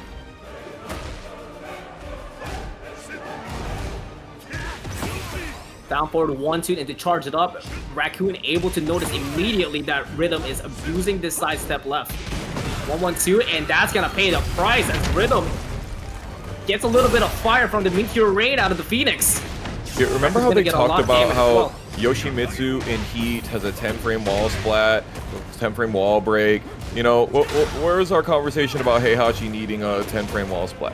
Where's the conversation on that? That's my question. Doesn't go for the extra QCF2 on the end of it. Tries to go for the broken toy, but broke his own momentum. Tragic. Is it gonna be from coast to coast? Riddum able to bring it all the way after the heat dash, absolutely, but Raccoon able to block the following mix-up, and Riddum did not take that lightly, trying to take the lead here and change the melody. Ooh, and he's definitely singing a different tune after he got his wings clipped in that situation, trying to send the very last hit of the tsunami kick. Riddum punishing him for his hubris. Riddum 1 round away from taking it, but Raccoon is surrounded by Heihachi's best element. He's gonna come back and rise from the fire just like Heihachi. No monks to save him this time though, it's all on his own. That's a pretty decent life lead. Everyone still has their resources, and Raccoon's the first one to use it, and he's got all the stocks, and the back 4 is the one to do the job. Let's save him up for the next round here. Set point versus survival point. All right, we got the Whataburger logo. InconsiderateRaccoon trying to show off like the mascot that he is, and immediately trying to go for the Warrior's Instinct, but Riddum says, no, you're not allowed to get any space to do that. There he goes, though. Flash punch combo, that knockdown gives him a free opportunity to send him back, and here it is. This is the difficulty of dealing with final round Heihachi when he's all powered up like that. It is so difficult. God, that combo, it does so much, and Raccoon forces the mix-up and going for the Hell Sweep. Raccoon gambling his way into evening up to 1-1. So, real quick, I want to come back to, was Warrior Instinct instrumental to his victory right there? And I would say yes, for one reason, and that's because in Warrior Instinct, you have Fujin 2 is no longer 10 frame punishable at close range. It's 10 frame punishable, and it has this huge knockback. So you don't get that punish anymore. And he actually did that Fujin 2 a couple of times to send Riddum further back to the wall in that last round. Other than that, you know, we weren't seeing the Hell Sweeps or anything to force any of that. But I definitely think even the small thing of that knockback was huge for Raccoon's opportunity to keep that pressure on. Absolutely, the little thing can definitely make a difference, especially after you pointing that out. Raccoon trying to take the lead here, trying to get the pole position, but Riddum is just able to dish it right back at you, taking all the momentum away after that heat engager. Heat smash once again. Riddum spelling doom for InconsiderateRaccoon, but Rack will make sure to not lose a round without getting a stack up. Dark break again into the steel pedal, tries to go for the mix it to the mid and able to, no, never mind. Womp womp. Okay, Raccoon finally dying with heat for one round. Coulda, shoulda, woulda. Down forward 1-1, stopping him. Then InconsiderateRaccoon is in some issues, in some pressure. Riddum tries to go for the double low, and Rack saw it coming a mile away with the low parry. However, has no recoverable life. He may be able to recover his mental though after this huge heat match, trying to even up the life lead here. 33 seconds left, one back two into another one, but Riddum stops it with the down jab. It's all even now, though. Flash combo will not reach the 1-2-3, and that is all you get to see. Riddum. Success rate here. KingReyJr, second highest most wins in Tampa Never Sleep's Tekken 8 history versus Jermanji. Junior, did you just make Reina and Asuka? This is cursed. Bro, it's not me and Tento commentating. What the hell? This is cursed. Ooh, notice you saw that Jermanji went to crouch for a moment and KingReyJr reacted immediately with the can. And that was beautiful for Jermanji, kind of sussing that out. Goes for the Soul Stealer spin. KingReyJr says, no thank you, I do not want to press on that. Big 12 frame punish. Down 1+2. Ooh, there's that spin you were talking about, Spirit. Well, and I think Junior is gonna start noticing that. First round, homing. KingReyJr Jr. trying to use his Rage Art maybe has forgotten that, yes, Yoshimitsu has a literal option select, can spin out versus the charge or the non-charge version on reaction. Oh man, Jermanji thought he had an opening with the back 2-2, but Junior, those young blood reactions, able to duck the high and able to punish it with that 3-ring circus ender. Buy your tickets for the next season. Now, Jermanji has been showing a lot of down 2, not just in this match, but in his other matches. No, KingReyJr. That root kick, even though it's a skyscraper launcher, it's only -13. He needs it. Thank you very much. And you also tried to Tsubaki afterwards, and you got punished with the swords. What no, sir. No. Got your tendencies, and Jermanji is ready for it. Charge it up with the Soul Sword, and we move on to round number 4. Jermanji is up 2 rounds to 1. I'm very confused of the usage of the flea stance right there, but I guess you took less damage on the combo. We take those. Ooh, rainbow drop, not changing the map advantage right here, but he's really trying to do flea. He used to do flea like that a lot in Tekken 7, so I'm not sure why he's doing that at point blank range though. Samurai cutter. Junior just looks at it and does nothing but get hit. And now Junior is back against the wall, able to whip the heat smash, and Jermanji back turn into the low sweep. No counter hit, but will add so much pressure after the heat smash. What in the... That was supposed to work. Bro, if you jump forward and they just sit back, then it hits you with the unblockable, you pogo stick on them, but it didn't work right there. Down 1+2, getting caught by the one sword stance flash is wild. She doesn't feel like she goes that far forward in the animation, but I guess she does. And remember, one sword stance flash's hitbox got nerfed when the game came out. About a month later, they said, Flash's hitbox is too good, so they nerfed it back to even worse than Tekken 7, and now that just means that Jermanji caught his opponent overstepping, you know, skill issue. That's all I gotta say about that. Do you possibly think because Asuka has a tinier bit of a hurt box compared to the roster, do you think that was the reason of why it whiffed? Well, of maybe why she feels like she needs to get closer in there. I don't know. I'm not seeing as much of those big Tekken moves from KingReyJr. Maybe just a little bit afraid to see Jermanji throw those flashes. I'm not sure, but back 4 counter hit to start off the round. The Asuka Kazama classic. This is definitely going to get that confidence rolling.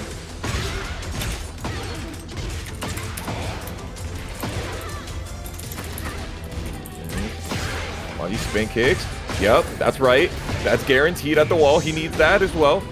I will have nobody saying that he doesn't. Top 1 character. He deserves having top 1. He deserves to be this good. Thank you very much. All these years of us having to work for these wins, and now we get to play games like everybody else here. Jermanji, though, playing that true Tekken with the dash up into down forward 2. Forget the Manji blood dance. This is the Jermanji shibby. Are you kidding me? Run up, getting the count hit down forward 2 and putting Junior already into rage. Now this is where the kid shines. You put him back against the wall and he's not going to take you lightly. Yeah, we definitely call him the comeback kid for a reason. Beautiful sidestep 2 in the middle of the down 2 string. This could do it. Oh no, just a little bit late. Oh no, as well, a little bit too stubby as the down 1+2 whips out and Jermanji unable to get the whip punish. Nice step out of the down forward 2 and Junior tries to retaliate out of his own, but none of them gets a connection. Jermanji being too stubby is wild. KingReyJr. and Jermanji both having rage here. Tries to go for the Swallow Vortex mix. Nothing doing. Sent his entire life bar away on that one. And Jermanji is literally 1 round away from killing KingReyJr., taking him down to the loser's bracket.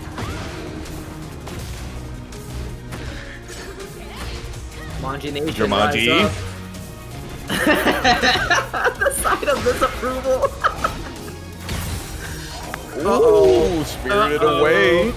Okay. Oh, no punish on the back on the wall standing 3.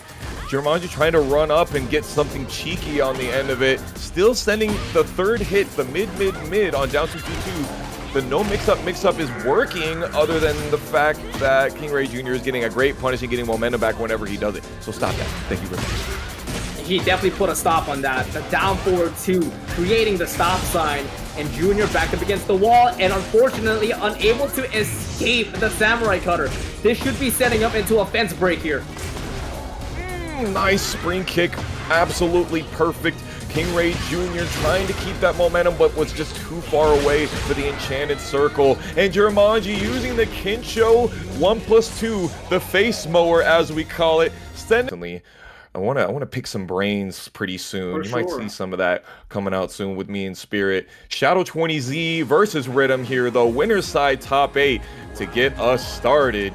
Shadow 20Z, remember, just won Frosty Falcons and last TNS, so you got nothing but the highest quality.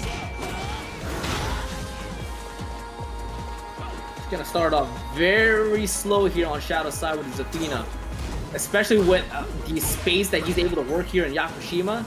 it's almost like a playground here. But Riddum Small Tekken is also fantastic. So we'll see how both of these will be clashing. Yeah, Riddum is trying to pick his battles right now, just trying to see what kind of distance that Shadow likes to play at. Both of these guys are masters of spacing. Shadow 20Z catching straight through the creases of Riddum as the liquid legend he is. Yo, is that Yos? Coming in with the yearly subscription, 12 months. Thank you so much, Yos. Thank you. You're the GOAT. 12 months of Tekken, 12 months of subs. Coincidence? I think not.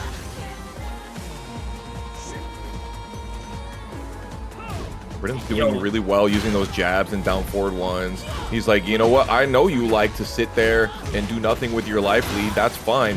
Finally, though, Shadow 20Z, back into the last Frosty Faustings, when Tekken 8 first started, he said, people don't know, Zafina can be extremely aggressive, and I can be way more aggressive than I used to be in Tekken 7. And so he's really conservative, but he can pour on the gas at any moment. Yeah, he's got that switch on. We got 5 seconds left on the clock. Shadow time could be in play. Riddum baits out the rage art and it works successfully. Real Shadow 20Z in and gets the victory. And he got that switch on, but Riddum topping him over here, sending him down to the bottom. Yo, TK Breezy, speaking of tops, raiding us out with the 26, topping us off for our top 8. We like that. Yo, shout out to the homie TK Breezy. Hope you're doing well. Glad you made it safely home. And of course, you killed it at Frosty Fausting. You already know. As always, expected. Shadow 20Z getting the just frame on the end of that combo for the Azazel hand. And huge amount of heat going with the Tarantula, Azazel Claw, and already Riddum in rage. However, lots of great life coming back. Oh, he's definitely getting all of it back. Able to revitalize the great health, taking it away. But Shadow 20Z making quick work on deleting it. Ooh, what a call out. Puts him back down to the ground. 15 seconds left on the clock. Both of them have a lot of great health still to recover. And Shadow 20Z falls down from the steel pedal. And, of course, the follow-up before the Superman punch. The Vega, as it's known in the move list. Shout out to the old Street Fighter style. Shadow 20Z is really not mixing up the game plan whatsoever. Doesn't feel like he needs to. It's only game 1, and I have infinite stage to work on. Oh, huge 443 counter hit. I didn't even know she had that. That was a raw heat dash combo. You barely get to see that from Zafina. But you know what's not already seeing out of Shadow's side, and there's those 7 golden letters setting up into a final round situation in game 1.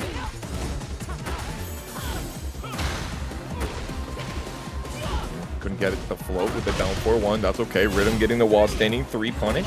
More of these down jabs. I feel like we see a lot more down jabs in Tekken 8 than the generic down 4s that we used to see. Yeah, absolutely.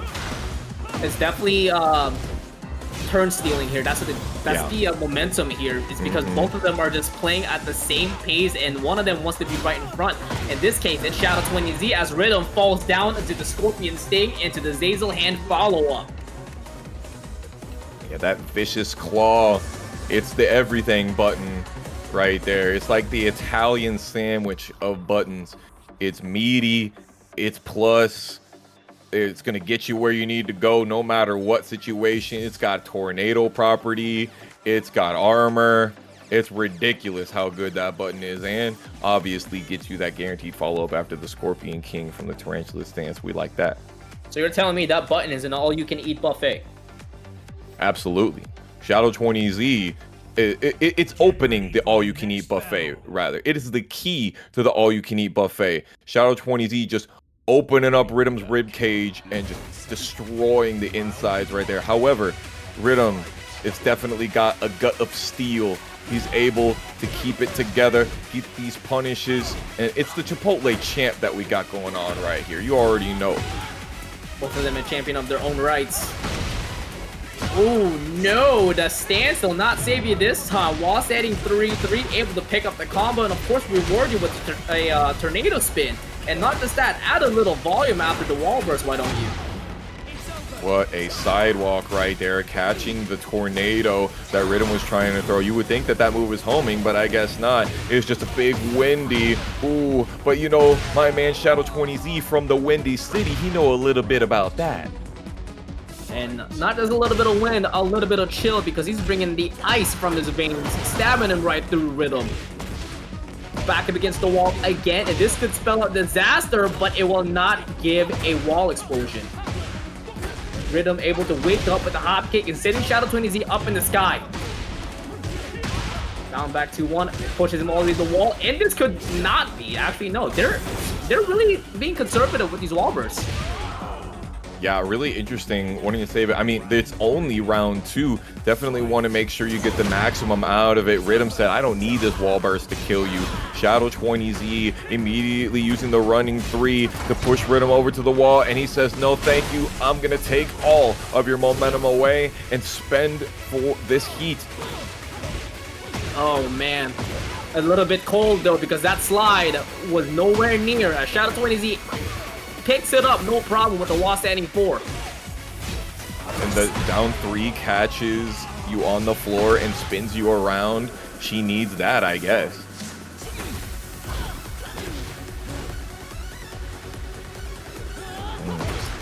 Got that spacing game. Unfortunately, the hop kick not working there when she's floatable. But you know, Riddum's the one floating because the Vega punches right through, able to get the heat engager. But Shadow 20Z is actually not doing anything. Just let Riddum have his heat just dwindle down. Imagine taking that much damage for jabbing. So unfortunate. Riddum, though, spending the heat smash, has not shown a lot of those slides. Has been showing a lot of the full crouch slaps instead. Shadow 20Z finally falling victim to one, though. Vega, ooh, Vega finds the bullseye, and the steel pedal will do its job. Riddum on survival point, and Shadow 20Z on set point, trying to go to winner's final. Talk about the steel pedal. He's going to need to put the pedal to the metal if he wants to get it back from Shadow 20Z and make it so that he has a possibility to fight his brother Joe Crush in winner's finals. Oh no, wow, just when you thought another low wasn't happening, he was trying to break the ankles, and Shadow 20Z said that he's got those NBA Jam skills. Trying to get that slam dunk in, trying to make a huge entrance into top 3. Shadow 20Z, unfortunately, might have it postponed as Riddum able to fight back with his own heat engager, able to get some health back, but Shadow 20Z able to get those double Shadow Claws, heat dash, and makes a statement. Wow, just like that, punches on through and just cleans it up. Joe Crush took, and they had a big grand final set versus each other offline. So, Joe Crush versus Jermanji showing us offline. This is such a sick custom. I cannot wait for this match right now. This is sick as hell. Yo, this wins. This is the costume of the night. Hell, this might be costume of the year so far. I know it's only January, but y'all have got some big shoes to fill if you're trying to get on the custom Hall of Fame for TNS, because geez, Joe Crush has got it. Now Jermanji, well known for using the classics. He's not using the red Yoshimitsu like we know him to for Tekken 7, but Joe not getting the whiff punish there on the 3-4 is unfortunate. Jermanji staying alive. Back 1+2 into the old classic down back 1. The no mix, but yet you got mixed by Joe Crush. What in the hell? Jermanji did 4-4 as a 12-frame punish. Very, very interesting. The first 2 hits of the 10 string, I don't know what he was going with for that, but we try that out. Nice flash into back 2-2. We like that. We don't like that as Jermanji gets caught pressing, trying to get some counter hits right back, but Joe Crush is the one getting the hits. Sending all the way Jermanji to the hot dog concession stance and goes him right through to get the next order. Okay, deep smash. Not worried about that at all. Joe Crush does the best option. The back 1+2 would have caught literally anything that wasn't flash. And Jermanji, man, this is looking a lot like old Jermanji from Tekken 7 as well as Trizzy. Those down forward 2s are just 100% accuracy.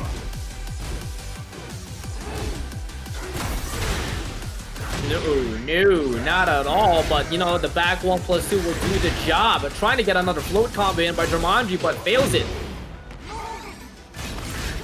Back 2-2, able to find its mark and able to get a heat engager, but Joe Crush retaliates right back with the guard break and then baits out the flash and just adds a little bit more salt to the wound to take that round. Wow. So interesting. That is a 15 frame punish. Remember, Flash is sometimes 15 frame punishable. It has 4 different active frames. He's lucky he didn't get hit by one of the lower ones because the dump truck attack that he used for wall splat is launch punishable itself. So, man, there's just so much to think about in this matchup. It's so amazing that these guys are locked in enough to see that you can backdash out of that. Hello? Oh, Joe can. Goes a full crash down back, tries to go for the body press, but Jermanji isn't having it. Able to respond back with a hop knee, but unable to get the follow-up. Joe Crush doesn't want to deal with the offense, goes for the range charge, but unfortunately will not connect as Jermanji punishes it again with the hop knee, pushing it into a final round situation in game 1.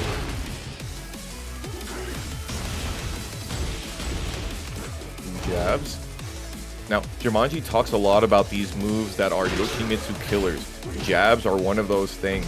Very difficult for Yoshimitsu to deal with jabs. And also, Jack not having any hop kick, the best like move that he does that low crushes is like reactor elbow. You don't really get anything off of it. So for Jermanji to run up and do those big samurai cutters, Joe just jumping back, it's pretty smart from Jermanji.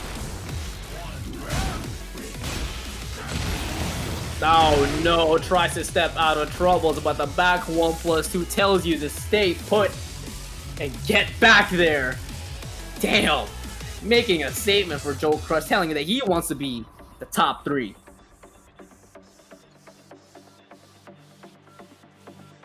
Landon trying to fact check me here, being like, yo, it's difficult for Yoshi to deal with jabs.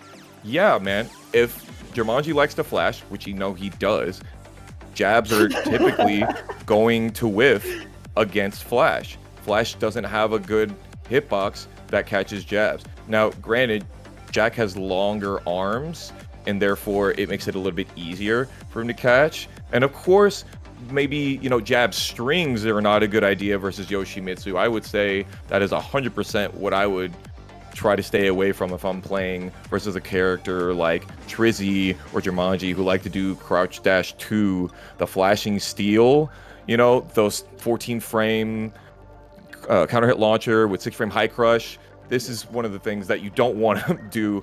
And Joe Crush is just ready for all of those options, though. I really feel like he is doing such the best reward for his risk on the retaliation options in almost every situation. He's cooking. And especially the fact that they had a huge grand final set after a low fall, you know the muscle memory is very much still intact in him.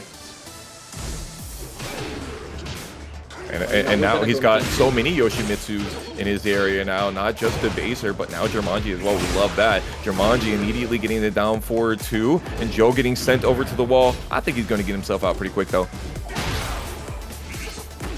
Even though it was a counter of it, technically he did get out of it. Yeah, and that's the first time that we... Tony!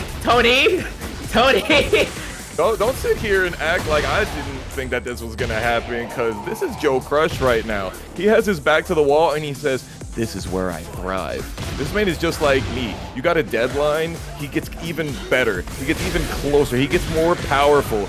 Ooh, he getting railed yet again, Metal Gear Rex style. Ooh, the man is a Tyrannosaurus Titan in TNS bracket. Bring the bullets to my gun, because damn, holy hell, man. Joe Crush is not letting go of the brakes. What in the world, man? Who hurt you? While standing 1 inch to raising the roof, and now we're bringing it all the way to the side to have a little bit of explosion in the party. Drills it right through, add a little bit more volume to the combo, and Jackhammer to knock him down, trying to get a little bit of spike. But instead, Jermanji able to get a huge counter hit sweep, sending Joe Crush to the other side of the wall, trying to get some momentum back as well. Flipping over, he stays on the ground instead of tech rolling because Jermanji likes to do the sword sweep. Joe, though, immediately, once again, getting back up. Does not have heat, but 90% life lead, basically. Jermanji is struggling. Heat smash to able to help out just to get a little bit of a help back, but this is going to be a hell of a dream that will not come true as Joe Crush will flatten him down with the body press and will meet familiar face when it comes to top 8. But Brawl Pro hasn't touched that yet. So we'll see. We'll see. But we're about to find out soon after KingReyJr. versus Peeling. Round 1. Fight. KingReyJr. trying to go for the Princess Peach, and Peeling is finna open that Peach up. Immediately gets the sidestep right AOP, but unfortunately was a little bit off axis for the combo for the 4-2-1-2, and losing all of that heat. Still has the time to spend the heat smash. What do we say about Peeling? He never misses the opportunity to get that backdoor heat smash. Yeah, and Junior actually tried to make a huge call out of Hypnotist, tried to use a Sabaki, but Peeling charged it up and goes for the low instead. Man. Able to back roll out of the heat smash and punish it with the elbow. Peeling, a master of evasive. The orbital into some hop kicks. Swinging from the chandelier. Falling down. Letting the rain, letting the pain fall down. Getting Hillary duffed on the side of this wall. Peeling, though, with the wall standing 4, gets out of trouble. It's still a punish out of the Dragon Wheel kick, but Junior does not care. Matches out of the wall setting 3+4, catches Peeling pressing, and now they're gonna pay the price with the Road Storms. Junior able to respond back quickly, and Peeling trying to get that counter hit call out from the round start with the side step 4. Tries to do it again after the follow with the forward 4 out of Junior, and now Junior's getting his legs clear. Yeah, the sidestep has been doing really well for Peeling, but now that he started mixing his timings up with ducks, KingReyJr. is like, oh, you're gonna just sit there? Great. I would love to pressure you and annoy you and make you just sit there. Ooh, 4-2. Not getting launch punished. Very interesting. Forced into this wall, but you know, Peeling is really using those Hypnotist low, tries to charge it up, but goes for the high. Thinking that he was gonna get some counter hit out of the get a kick forward, but Peeling very much has a very good life lead, but you can't count Junior out. You know what this kid can do. Oh, yo, it's my voice twin out there in the chat, Tento. That's the guy. Peeling, once again, finishing it off with the sidestep 4. Ooh, but needed a little bit more distance on that one. KingReyJr. getting the whiff panache. Uh-oh, down back 1-1+2, tries to go for the overhead, but Peeling ready for the assault and able to use the parry, switching the sides, and tries to go for a huge gamble with the wake-up mistrust, and just like that, that's something that you cannot trust at all. You don't see a lot of people launch punishing mistrust. It is -18, hella minus, but it's only 13 frame startup, so it can be really difficult. But KingReyJr., the locked in guy. Unfortunately, though, apparently in the middle of back 3, you are floating. Yes. Yes. It seems to be that way. Oh no, my goodness. Peeling able to sidestep out of the heat burst here. And Junior tries to call out the Hypnotist, but able to get the trade. No reward for both of them. Now Junior trying to go for the heat dash, trying to add a little bit more offense, breaking the wall, but Peeling able to jump out of trouble and able to get the counter hit front wheel launcher to close out the round. Dang, man. It's giving scrambles right now, honestly. Lots of scrambles. The weird wall splats, not getting perpendicular with the wall, forcing wall combos to not be perfect, not getting their guaranteed quote-unquote follow-ups on after the trades. So it's maybe a better stage will show these guys off. Ooh, we haven't gotten this one in a while, Spirit. I love this stage. This stage is amazing. Well, I'm pumping up the music for me, personally. Round 1. Banger track. Fight. Oh my, Peeling goes for the Mario custom. Lore battle. We like that. Is that Mario or Luigi? I'm colorblind. It's Mario. Okay, I'm gonna trust you here, but it looks green to me. Is what it is. Peeling, though, down back 2, trying to goad KingReyJr. into retaliating, but remember who you're working with here. KingReyJr. Jr. Activate the heat. Yep. Have a little bit of advantage. Have a little bit of leeway. Nicely done to break the waning moon, but you're unable to escape out of the back. Lifting palms and peeling is extending the lead here on our top 8 loser side. Okay. Shooting star. Sidestep AOP. You forget that it even exists. Peeling does so much of those sidestep 4s and so much of those normal Tekken attacks, and then he goes boom, sidestep AOP, most evasive thing you can do in this game, and just stops all of the momentum. But KingReyJr. is trying to fight his way off of this wall. 35 seconds left to play. Junior has a decent life lead, tries to go for the dragon wheel kick to get the keep out. But Peeling was in the air after the slash kick, so unfortunately for Junior, unable to get the combo. Now 20 seconds left to play, and Peeling has a decent amount of gray health to get back, but Junior able to get the counter hit launcher and deletes the health out of Peeling. 1-1. That was wild how far away they were able to get that wall splat from, and then KingReyJr. just sending the wall standing 3. Roll. Oh my goodness, we got a whirlwind counter hit right back at you, Peeling says. Off axis wall ender causes the extra damage, and KingReyJr. in heat. This could be a kill right here. Huge amounts of damage on the last kick of this wall combo, and just when you think KingReyJr. has one foot in the grave, it's time for that memory card, 1000 terabyte, to save the game here.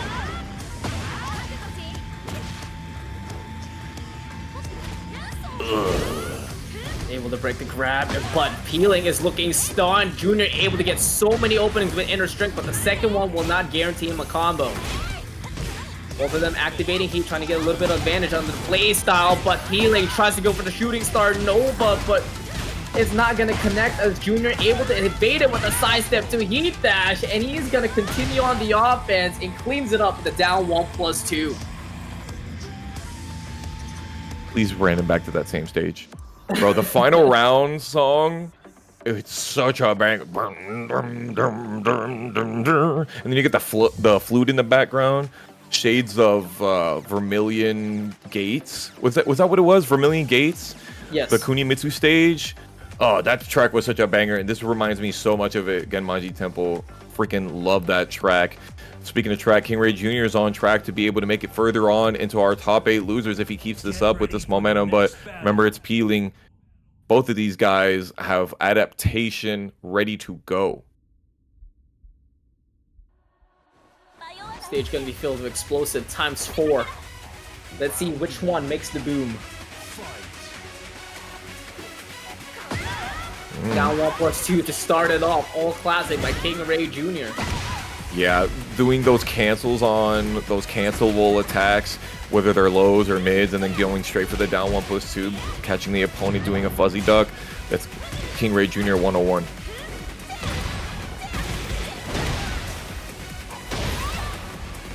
So, remember how we talked about top 3 Heat Smash? Yeah, no, I'm saying, bro, that it's good, but you know, KingReyJr. going for that can stopped it and was aerial in the middle of it, so was really good at choosing his option in those situations. KingReyJr. though, KingReyJr. Jr., we've said it a million times, he's a rare breed. A very unique species here in our Tekken community. Junior just running away with this momentum, getting a huge counter hit back 4. Adding a lot of insult to injury here with Peeling, but Peeling reminds him who's he going up against with the Link Xiaoyu. Able to sidestep right AOP and evade a lot of options that KingReyJr. is throwing out. Shooting Star Nova able to connect, and a little bit of wish afterwards with that wall explosion. Peeling able to cure and even up the round here on game 3. You smell that spirit? Oh, yeah, I do. I'm smelling that final, bro. I smell the blood, man. We're back and forth. Down back 3, the Enchanted Circle somehow still not catching the sidestep right AOP. She needs it. Oh, the Dragon Wheel kick drops the combo, but Peeling's gonna show you how you do the combo here after the hop kick. Spike, damage, cross-lifting palms catches you trying to wake up backwards. Ooh, there goes the mid. Peeling, trying to do a little bit of keep out, but KingReyJr was just at the perfectly wrong distance and got killed by the 443, the Raccoon swing. Oh my goodness, set point for Peeling is gonna start it off with a punish out of the forward 2 with the cross lifting palms. Back in the same position as Junior was in round 2 and able to bait out a spring kick, and you're gonna spring right back into the wall, my friend. And then he smash? Nope. Doesn't heat smash, goes for the low immediately. Wow, not expected by me at all, and definitely not expected by we like that. Raigeki 9 versus InconsiderateRaccoon. Heihachi ready for your reminder. Raigeki 9 won his last Tampa Never Sleeps in the New Year's Eve bracket versus Shadow's Heihachi. So we gotta expect that he's ready for this matchup. Yeah, definitely trying to expose the Raccoon's right side right now with that back 4. But he's keeping it simple as he could. He's gonna throw down a single strike back and away, giving a little respect and striking again, especially after that 4-4-2. I mean 4-4-1+2 in this case. But Raccoon still trusting the sidestep situation and able to work out in his favor. Raccoon 1 up. Ooh, yeah, he missed the electric wing god fist the first time, but got it the second time. Ooh-ya! And now 2 stacks of the warrior instinct, geopolitical storm to finish off the wall combo, and just trying to lock Raigeki 9 down, but that G-Clef cannon putting in that work.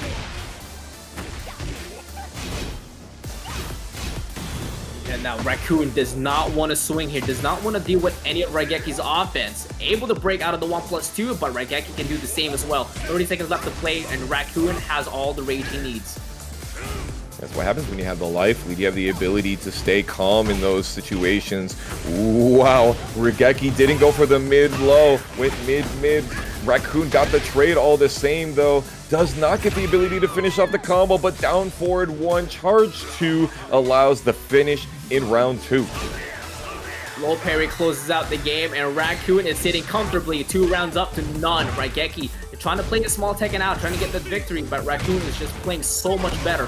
Raigeki finally able to get that sidestep counter hit. And he's gonna dish out a lot of damage. So we're gonna get a float. Oh, all the way to the corner. Raigeki 9 though getting hit by the counter hit Stonehead.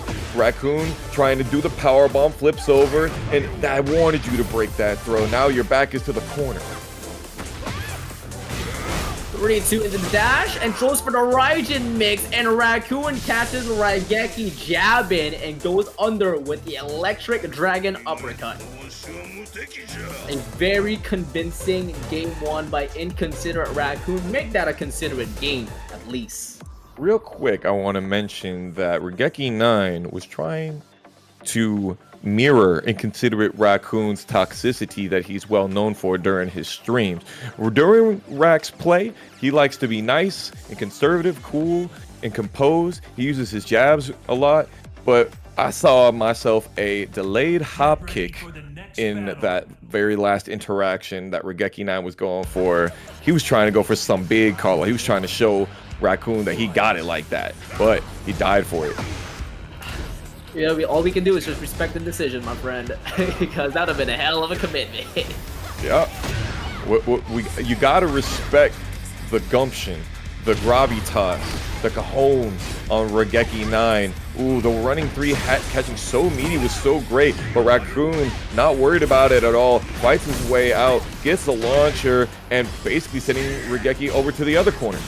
Yeah, and once again, Raccoon catches Raigeki jabbing and is able to reward himself a huge launcher. But Raigeki is not stopping his offense and putting Raccoon into Magic Pixel situation now. Nice challenge at the 1-2 into the Raijin stance. Raigeki knowing the situation that you're able to punish through that and secure the round. No, also noticing that Raccoon had gone for the parry there and went for the down forward 4 knee in that situation as well. We like that. Wait, Raccoon was able to chip Raigeki down? What in the world? What did I blinked and that's all I missed. That's it. That's it. Raccoon is Sheesh. playing so well with this Heihachi right now. No surprises here whatsoever. Regeki now trying to play that spacing game, trying to go for some keep out, and Rack doing the deep dash hell sweep for the counter hit. He was fishing for that all through tournament that we've seen. Ooh, missing the last hit on the low wall slump is really unfortunate. Trying to lock down Regeki at the wall with a forward 4, and Regeki just sitting still and taking it. This is going to be a wall splat into a wall combo, Spirits. Yeah, and that's gonna be the ender with the thunderstorm. InconsiderateRaccoon is steamrolling Raigeki right now, and Raigeki is kind of trying to make this thunderous comeback here with a down 4-2 round start. All the way to the wall lead. It's giving execution, but can Raccoon execute the opponent of Regeki before Raccoon's opponent has the opportunity to come back? I know you didn't do the whole flash punch combo there, my friend. Get that out of here. Yeah, he got that perfect finish flash punch combo, alright, sending himself to a set point versus survival point, and Raccoon realized the situation, activated the warrior instincts, and giving no mercy. Really conservative blocking, not worried whatsoever, but Regeki catches the Platinum Grace and sends Raccoon to his place up against the wall. We're not yet seeing the low heat smash, and I don't know if Regeki's going to get the opportunity to use it. Doesn't, as a matter of fact. Still the warrior instinct and heat are on deck, but Regeki sends the G-Clef. Yeah, nice step out of the down forward 1-1, and he's getting able to counter it out of the back one as well. Doesn't kill though. Raccoon, he's extinguished. Still on the table though. No punish out of this right into, and the warrior instinct pushes him away with the 1-1-2 flash combo and Magic Pixel versus Magic Pixel with a down 4, with Raigeki being a tiny bit faster to secure that win.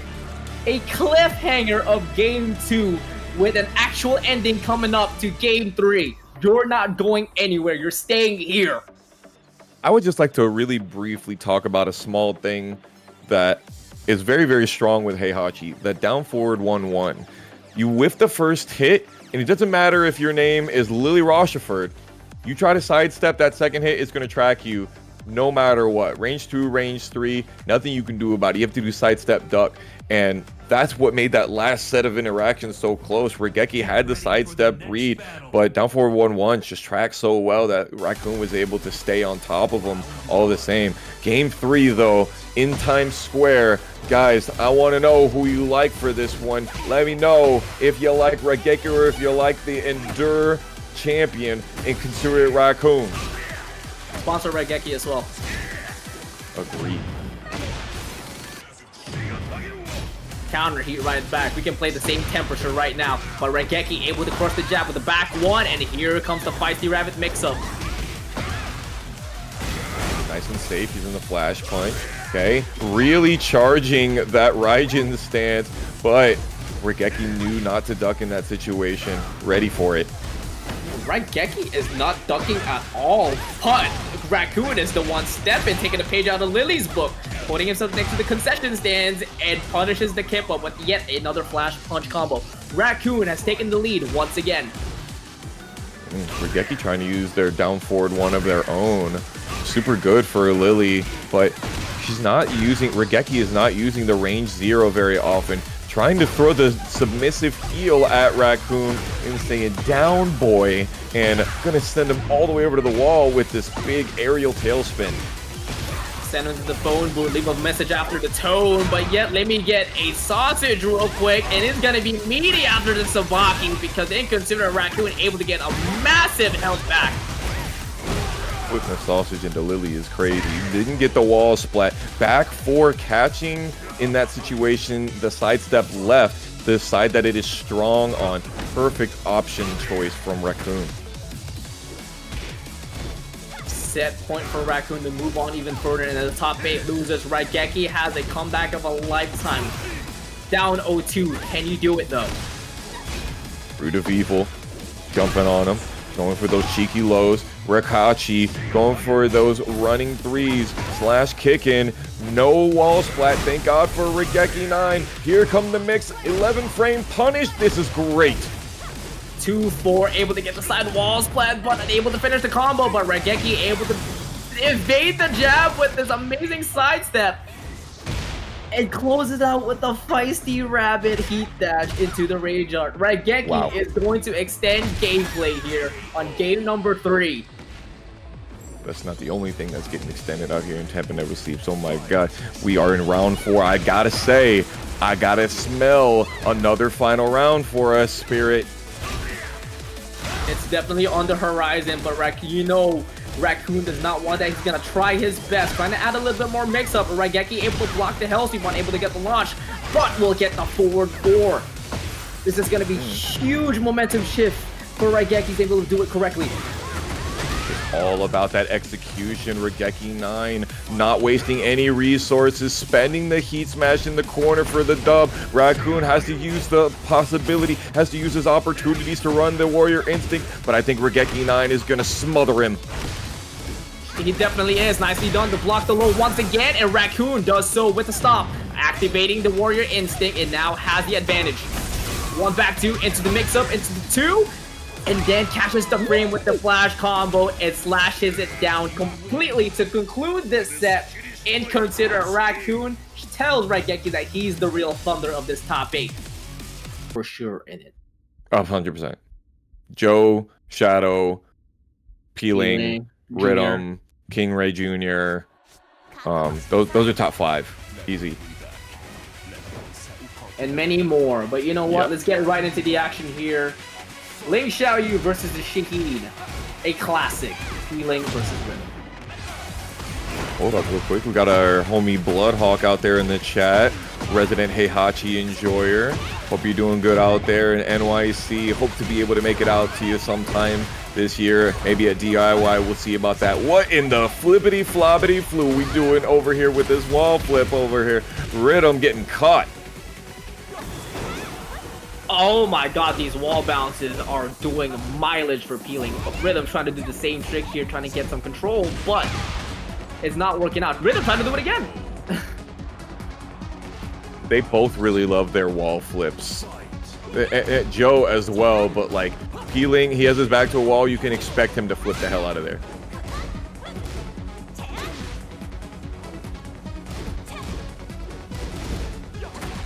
Riddum getting put up against the wall and using the low to get out. We like those. He's trying his mightiest right now and trying to play his small Tekken to go up against Peeling. It is very hard to do, especially with the amount of evasiveness that Ling Xiaoyu has and the amount of offense that Peeling is dishing out. It's hard to catch the timing. You're lucky that you didn't get caught with a back throw right there, Peeling. You're lucky that you only got hit by a regular counter hit throw. Riddum trying to continue the pressure and continue the chip damage that Peeling has on both in Rage. 12 seconds remaining. Tries to go for the sidestep 4. Sweep from the Sandstorm into the run up. Down 3. Ooh, gotta watch them toes. Keeping all classic for our players, and Riddum able to get a good counter hit and with a little bit of follow-up, but doesn't extend the damage. But he's able to shimmy out, sidestep left into the down forward 2. A little bit off axis here, but there's no problem for Riddum to get the max damage out of it. You already know. Sidestepping, absolutely perfect. Sidestepping left, that's the weak side for this character, for Ling Xiaoyu, and Riddum took huge advantages off of it.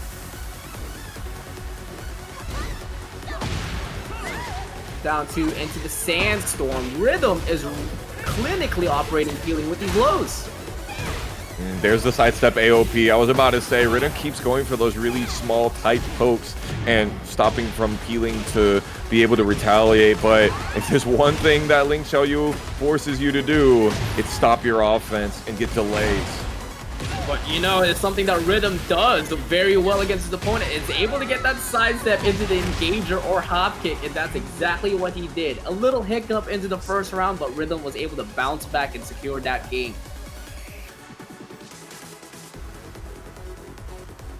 Honestly, both of these guys are cooking on spatial awareness, and none of these scrambles look like they don't know what they're doing. Every single one looks like they are calm, cool, and composed. Even though to us, we might go, oh my gosh, what's going to happen next? These guys are playing chess. They're 2-3 steps ahead of absolutely every interaction. This is the kind of stuff that we just salivate over in Tampa Never Sleeps. It's what you can expect every week. Absolutely. And the thing is as well, guys, if you guys are missing out the action, don't worry, because our YouTube channel will absolutely post every single match. So if you guys are interested in catching up on these matches, feel free to do so at !YouTube. Subscribe to our channel at youtube.com/Tampa Never Sleeps. Now let's get back into the battle here. Riddum is up 1. And let's see if Riddum can close it out 2-0, or will Peeling bring it to a game 3. Peeling playing that classic space out, keep out play style that we knew him well for, not just on Ling Xiaoyu, but back when he was playing Lei Wulong. He used to love to do that. The hit and run is like his main bread and butter of him winning these tournaments. But of course, the usage of the heat is instrumental, and Riddum knows exactly the kinds of pressure that Peeling needs to be able to continue that momentum. Beautiful adaptation. Oh, wow, the down back 2-1, able to carry on through to get the perfect wall splat, but Peeling able to block the follow-up afterwards and denies the slide. Honestly, perfect option. That's crazy. If you get up off the floor, you get hit by the heat smash. If you don't get up off the floor, it was just a free heat smash for me. Riddum doing so well in that awareness. Riddum actually able to win the challenge out of Peeling's heat smash as well. Did you see that? But you know, it doesn't even matter. That was last round, because what matters is that Riddum's able to get that conversion with a down forward 1 floated. But that sets up a great pressure system here for Riddum. Able to get yet another counter hit with the guaranteed down back 2-1 heat engager. You like that. The knife hand straight through Peeling. And Peeling needs to continue forward. He knew that he wasn't going to go for the 4-2-1 string that was frame tight. And Riddum 1 round away from sending Peeling down with no games, James?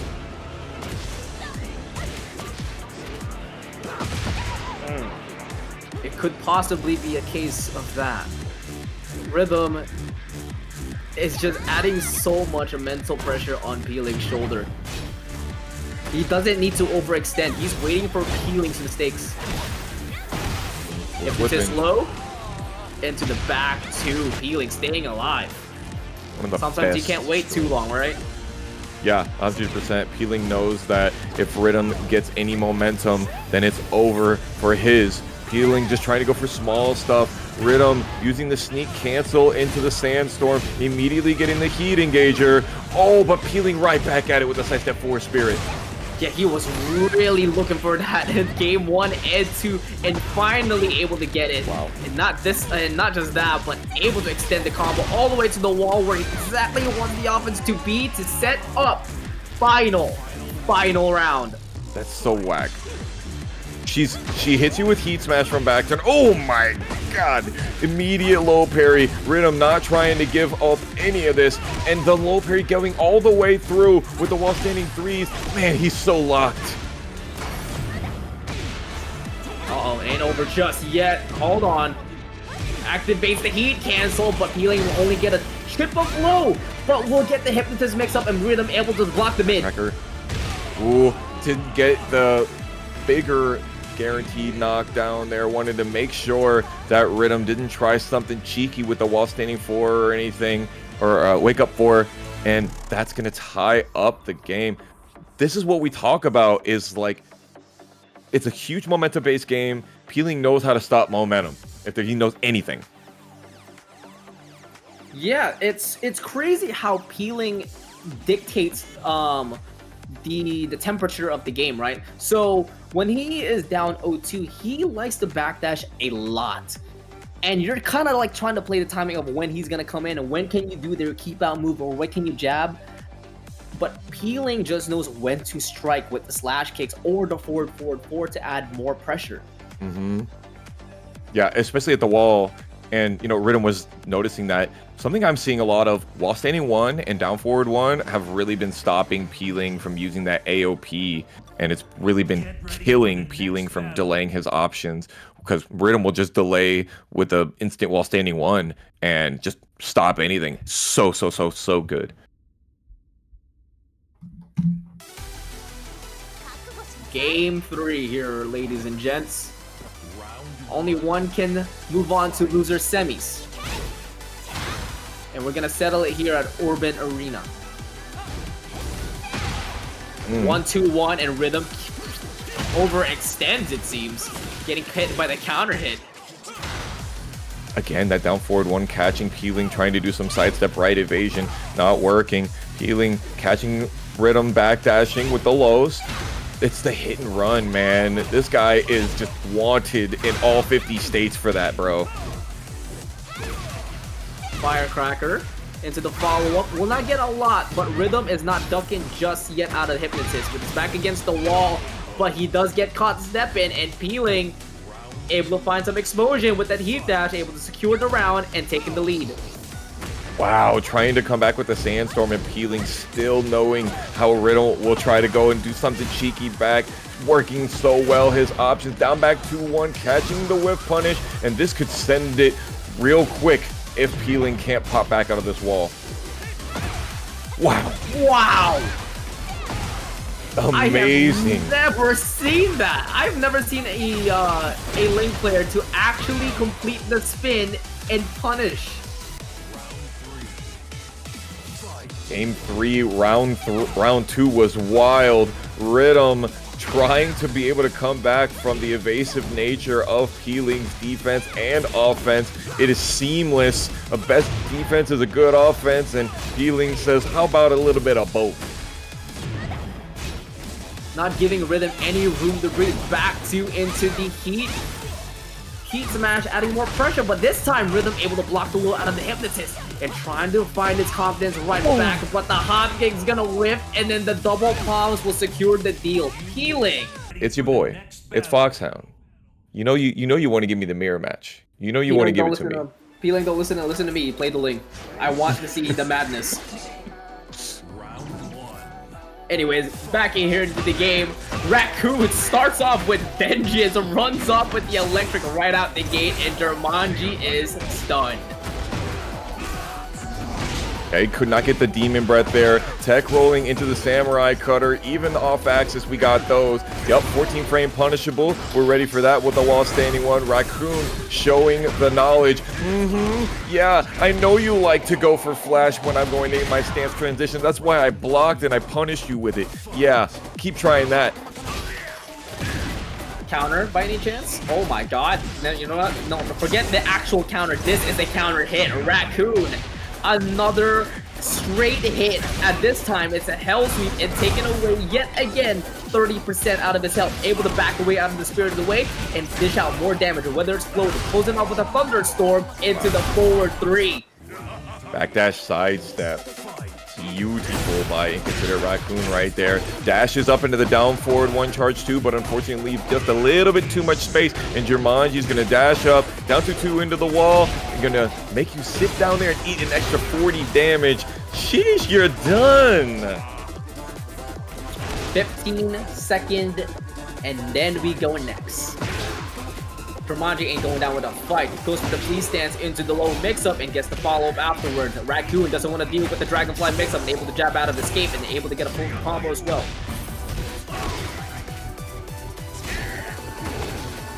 Okay, 3-4 to keep into InconsiderateRaccoon's face. He's trying for the timing catches. Not quite working out. Ooh, we like that sidestep right. Able to spin right as well to evade the hell sweep, but Raccoon able to hold the duck and punishes it perfectly with the full crouch down forward 2, sending Jermanji up in the sky. He made him actually take 18 damage from spinning twice right there. Raccoon now in rage. Can he keep it together? He has the 3 stacks. Oh, that down jab just whiffs right in front of Yoshimitsu, and Jermanji closes with a down forward 1, sending it into a final round situation. Raccoon tries to activate Warrior Instinct, but gets grabbed instead. Yeah, Raccoon will take literally any space that you give him and go into that on the final round situation. We're not going to get ourselves super close to a wall, but the corner is right there. Hello! Hey! Hachi! Okay, jab not catching. Raccoon getting closer to him, really not wanting to lose the mop advantage, but getting mopped up by the down forward 2. Jermanji has just been He needs to do that. Every time he should think about dashing up and flashing, he should think about dashing up and doing down forward 2, because those timing reads on the down forward 2s have just been immaculate. Yeah, and the way that he's able to expose Raccoon, it was so confident, man. I have never seen an O2 comeback that fast in a while. Yeah, for sure. Like, just the way that Raccoon was calling out his retaliations, calling out the flash and the Fujin stance transition. It was like, you know, calling out the Soul Stealer helicopter as well, and just being ready to capitalize on the opportunity. You were like, oh, well, looks like game 1 for Rack. But Jermanji came back with range 0, range 1 Yoshimitsu, and that's really interesting to see because Yoshimitsu does not have the strongest range 0.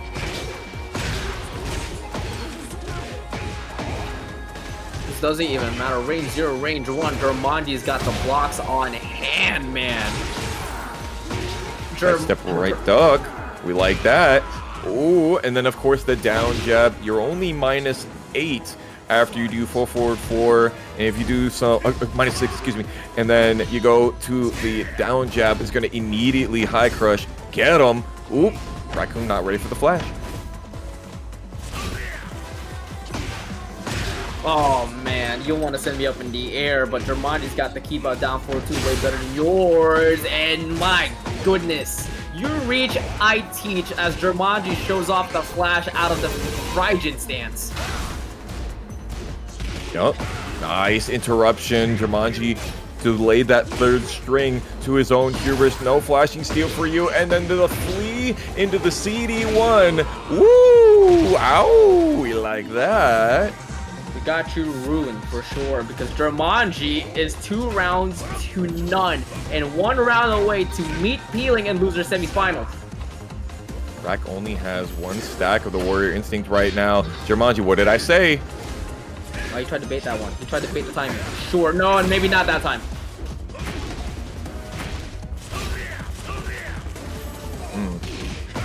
Electric Wind Godfist, also a really great button versus Yoshimitsu Flash. And since Jermanji trying to win with his stand still into Flash technique, it's kind of taking the momentum in another direction. He's giving Raccoon the opportunity to get to space and build momentum. Oh, he's about to do the reverse sweep right back at you. Nicely done to be patient and punish it perfectly with the Electric Wind Godfist out of the windmill. Jermanji trying to break the jaw, but his chops get broken instead on the 4-1+2. And now you've allowed Rack to have a 3rd stack. That's going to be deadly. Jermanji going and spring kicking. Raccoon not getting the launch on that one. Unfortunate. Trying to go into the Fujin stance. Jermanji flashes. Can Raccoon get the game 4? Oh my god. The round 4, excuse me. Let's go. Set point versus survival point. Raccoon looking a little bit considerate. Tries to activate the Warrior Instinct, but Jermanji is just denying everything. Tries to go for the flee, but pays the price as Raccoon activates the Heat Burst, able to reward himself a full combo. Down forward 1s. Okay, get your punish. Let's go. Got the Whataburger logo glowing, the neon. Waiting for Jermanji to flash. He doesn't. He doesn't even hold it, thinking for him to flash out, but Jermanji tries to go for the Dragonfly homing, but Raccoon's not gonna deal with it. He'll maybe deal with it in game 3. Very happy that we're getting a game 3 of this match right now, because it's really giving different styles consistently. Every round we're seeing different things. Jermanji going into fully more often. Jermanji trying to get those odd pickups, not showing the sword sweep too much, showing those flashes out in the long range, trying to get those, you know, crazy timing and spacing reads, and Raccoon using the hell sweep so much. What do you think did it for Raccoon in the last game to make him come back? He just played his game plan. I don't think he had to make any certain adjustments from game 1 to make any difference. Considering the fact it was such a close game, he stuck with what worked, and it definitely worked in game 2. Especially with the whiff punishes, right? Like Jermanji would start whiffing out in range 2 and trying whiffing the sword sweep as well, and it's just a boom. The electrics killed him. Get ready for the next battle. Going to game 3, man. Only one of them will be moving on to go up against Peeling, and who will it be? Chat, y'all want Raccoon versus Peeling or Jermanji versus Peeling? Let me hear it.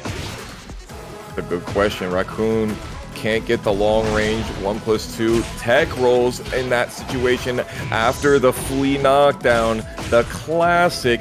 Yoshimitsu players love to know when you're going to tech roll. Ooh, we went layer 3 on the NSS hop. I like that. Oh man, he tried to go for the trade.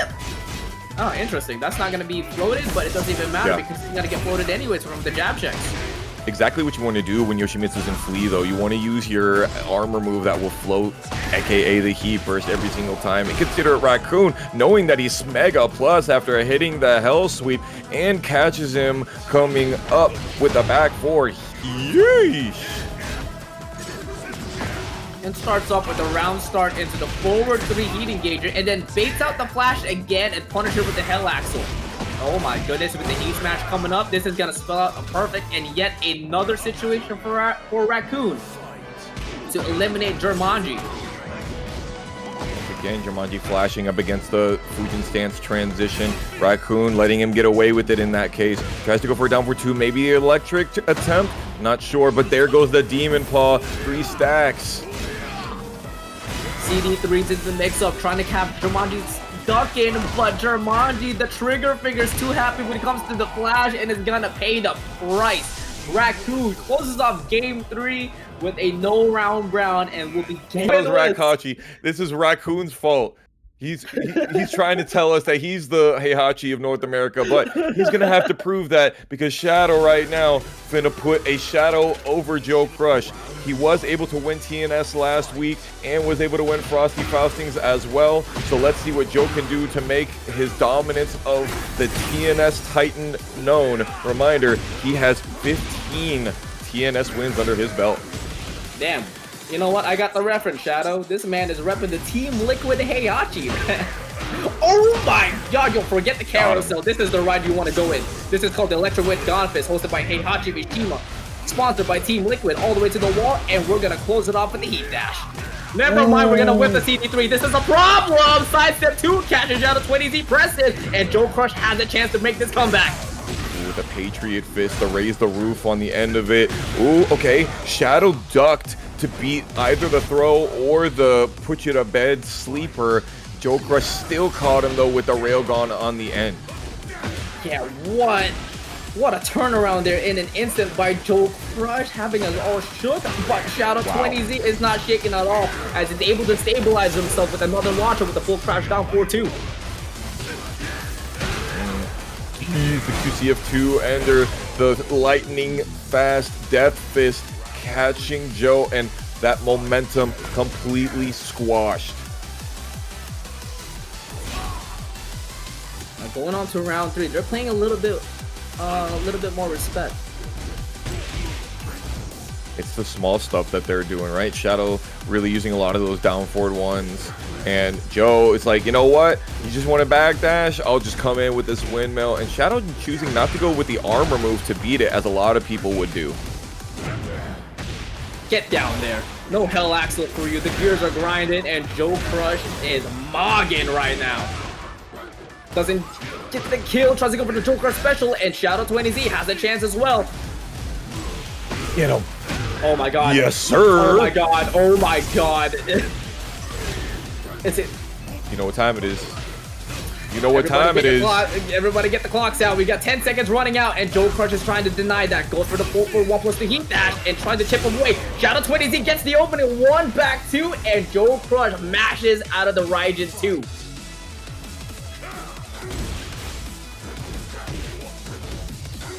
It's shadow time, baby. You so already know it. Every day. It's so real, man. So crazy how he was able to come back from that. We like that. Okay, Shadow already got 3 of them. Seems like the Heihachi playbook is you don't use Warrior Instinct until you're in final round of the game. And Shadow is sticking to that playbook. He trying to shimmy. Joe, with his back to the wall, doesn't get the guaranteed follow-up. Tornado was a little bit too far away, and they're jockeying for position.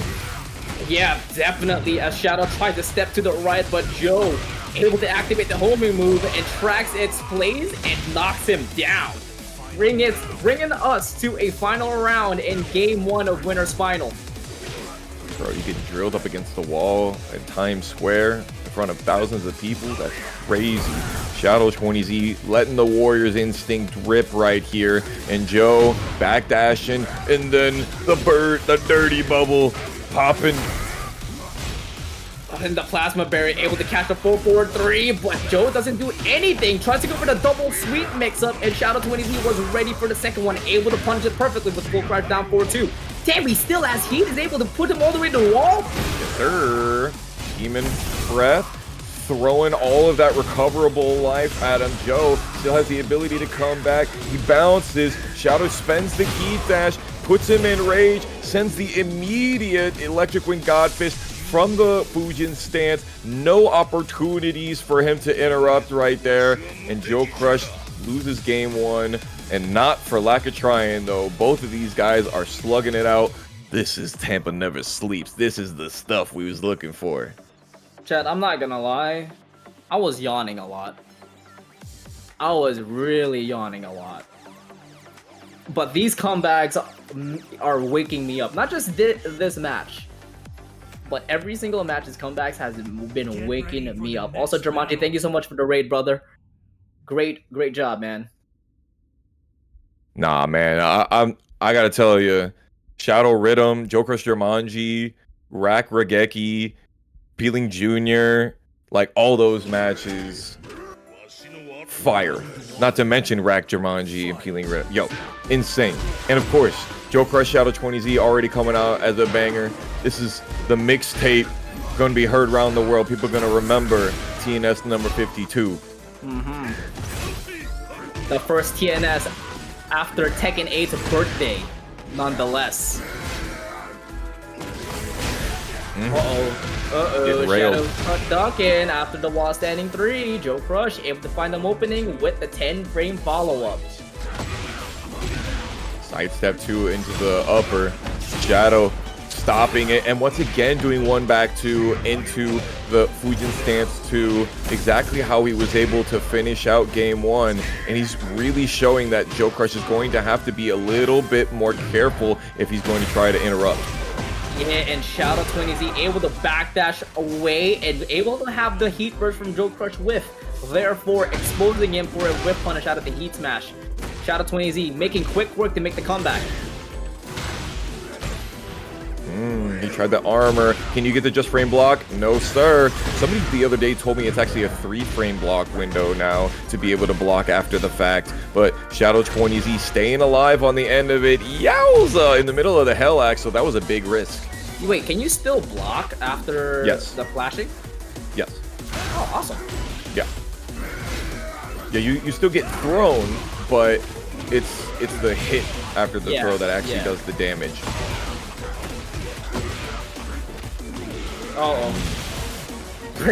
Breaking the grass and breaking the barrier, and now we're raising the roof. Oh my god, the heat burst able to extend while we still have tornado flip. A thunder is about to get brought down. Forcing Shadow to duck. He caught him a couple of times with wall standing 2-4 up against the wall, up on the upper level of Elegant Palace. And then he said, you know what, I'm going to put you in that same exact situation. And now that I have got you conditioned, that's that word I was looking for about an hour ago. I got you conditioned to duck in this situation now. We're going to capitalize on it. Joe Crush really making it so that we get ourselves some good back and forth action out here. Nobody likes the steamroll. Some do, unfortunately. That's fair. Some do, for sure. It depends on how the steamroll happens. Right. Right. Especially when it's like your training partner. I was like, yeah, as expected, you know, or just like making you proud of some sort. Fruity Fetus saying you can basically never go wrong with predicting Joe Crush wins this TNS weekly before a single button is pressed. And now I hear you, but have you heard about the streak that my man Shadow 20Z is on? Oh, by the way, oh yay, and Dave, thank you so much for subscribing for 16 months at the tier 1 14-month streak. Appreciate you. Speaking of streaks, we was just talking about it. Shadow 20Z streaking Joe Crush's blood across the stage. And to add insult to injury, he stomped on him. Next round, Shadow 20Z able to wake up with violence here on game 3. Yeah. Okay, 1-2 out of the down back 1, and Joe Crush doesn't want to deal with the stomp anymore, able to low parry it. Interesting. Shadow ducking after Joe's going for that. That's the string that made him his bones in the Tekken World Tour Last Chance qualifier and Tekken 7. Full cross down for 2-1-2. Yowza, that counter hit launcher. And the proof is in the pudding. He's putting Shadow 20Z in his place. Nice whiff punish there out of the jackhammer with a forward 3, able to get a guaranteed heat engager afterwards as well. Oh man, you're trying to put a stop sign out of the forward 2, but Shadow 20Z able to crush it with the Raijin 2 once again. Setting up a good position here, but Joe Crush able to get the big boot and push Shadow 20Z away. Another one. He can block it, but unfortunately did not have the execution for it. Shadow 20Z is in big trouble right now, getting spiked. That is punishable, but so much pushback makes it really hard for Heihachi to do it. Oh no, a little bit far off to get the punish out of the back 1+2, and the body press will do it. Shadow 20Z unable to block it. Gun, damn, that was a crazy ender on the end of that one. Shadow 20Z needing to come back with this one unless Joe Crush gets a 2-game streak. That could be really difficult to stop that. You can see the Shadow is not being less afraid here, challenging a lot more after down back 1s or his down forward 1s. He right back for you, has all 3 stocks, and Shadow 20Z got 1 interaction left to bring it all the way to the final round. Goes for the pressure of the heat smash, but doesn't go for any follow-up, but Joe Crush retaliates right back with his own 10 frame. 4 back 2, continually pushing on the pressure. There is what in the slow motion Sabaki. Oh my goodness, all over Joe Crush's face. Sheesh. Yeah, he was like, this is where you messed up, and now the Demon's Breath adding a little bit more pushback with the Warrior Instinct.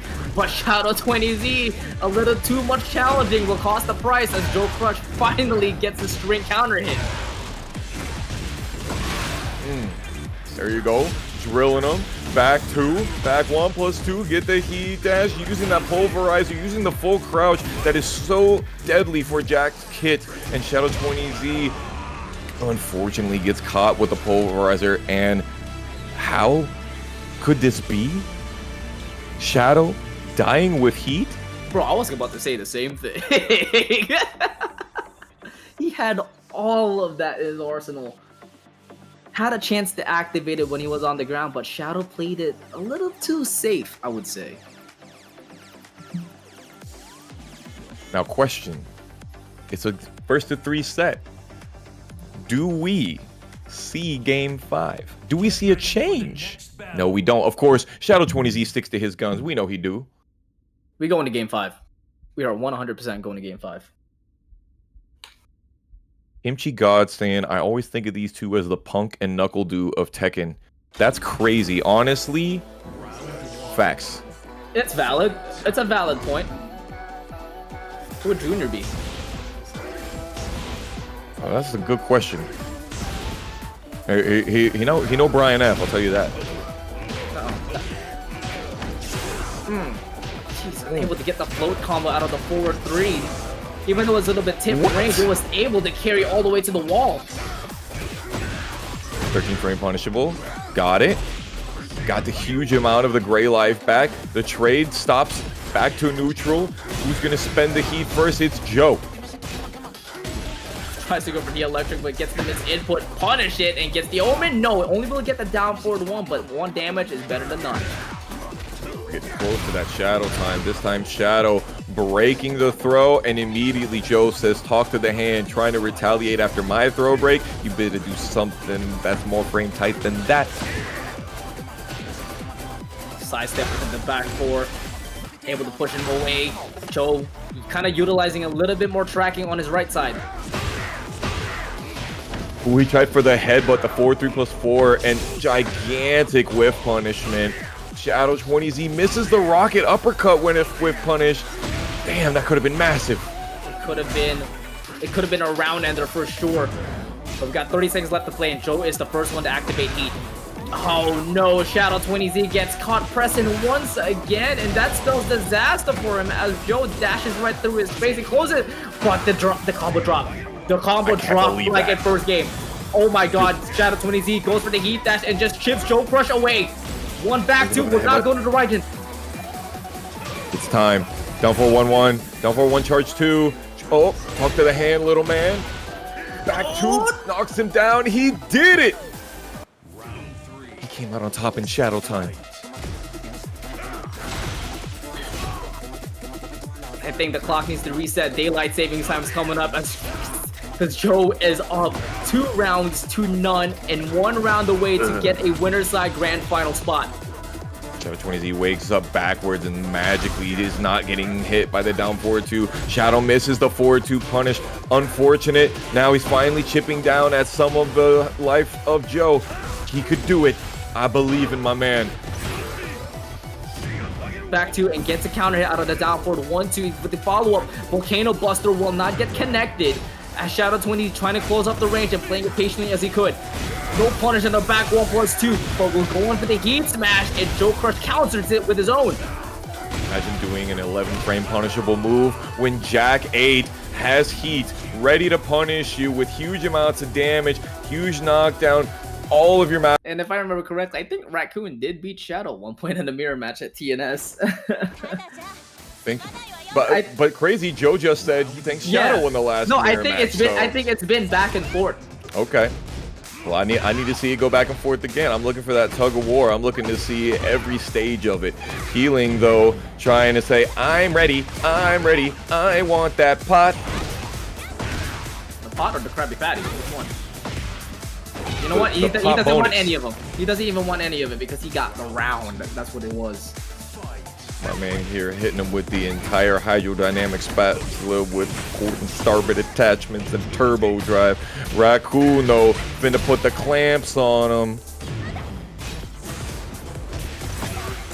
X marks the spot, but Raccoon finds the treasure with a down forward 1 out of the AOP and a hypnotist. Woo! Nice, okay, we like that punishment. Try to get him over there. Get out of here! We're gonna send him with the wall carry from east to west. Raccoon sending it, showing that he's the beast. 3 down forward 1 into charge up into a low parry finish. Keeping it classy, but Raccoon tries to do the same thing, but it doesn't connect us. Healing able to escape it. Raccoon activate the armor, tries to add a little bit of offense, but gets caught with the hop kick by Healing, and that's gonna set off the round as he falls off the balcony. Interesting choice for him to go for the balcony break to kill there. Maybe he wanted the wide open space. Maybe that little bit of difference. Forward 3 into the guarantee. Fujin 1-1. Raccoon got peeling with his back to the wall, and he's been doing a lot of the uppercut there. It is only 11 frame punishable, but it stops all of that wall advantage.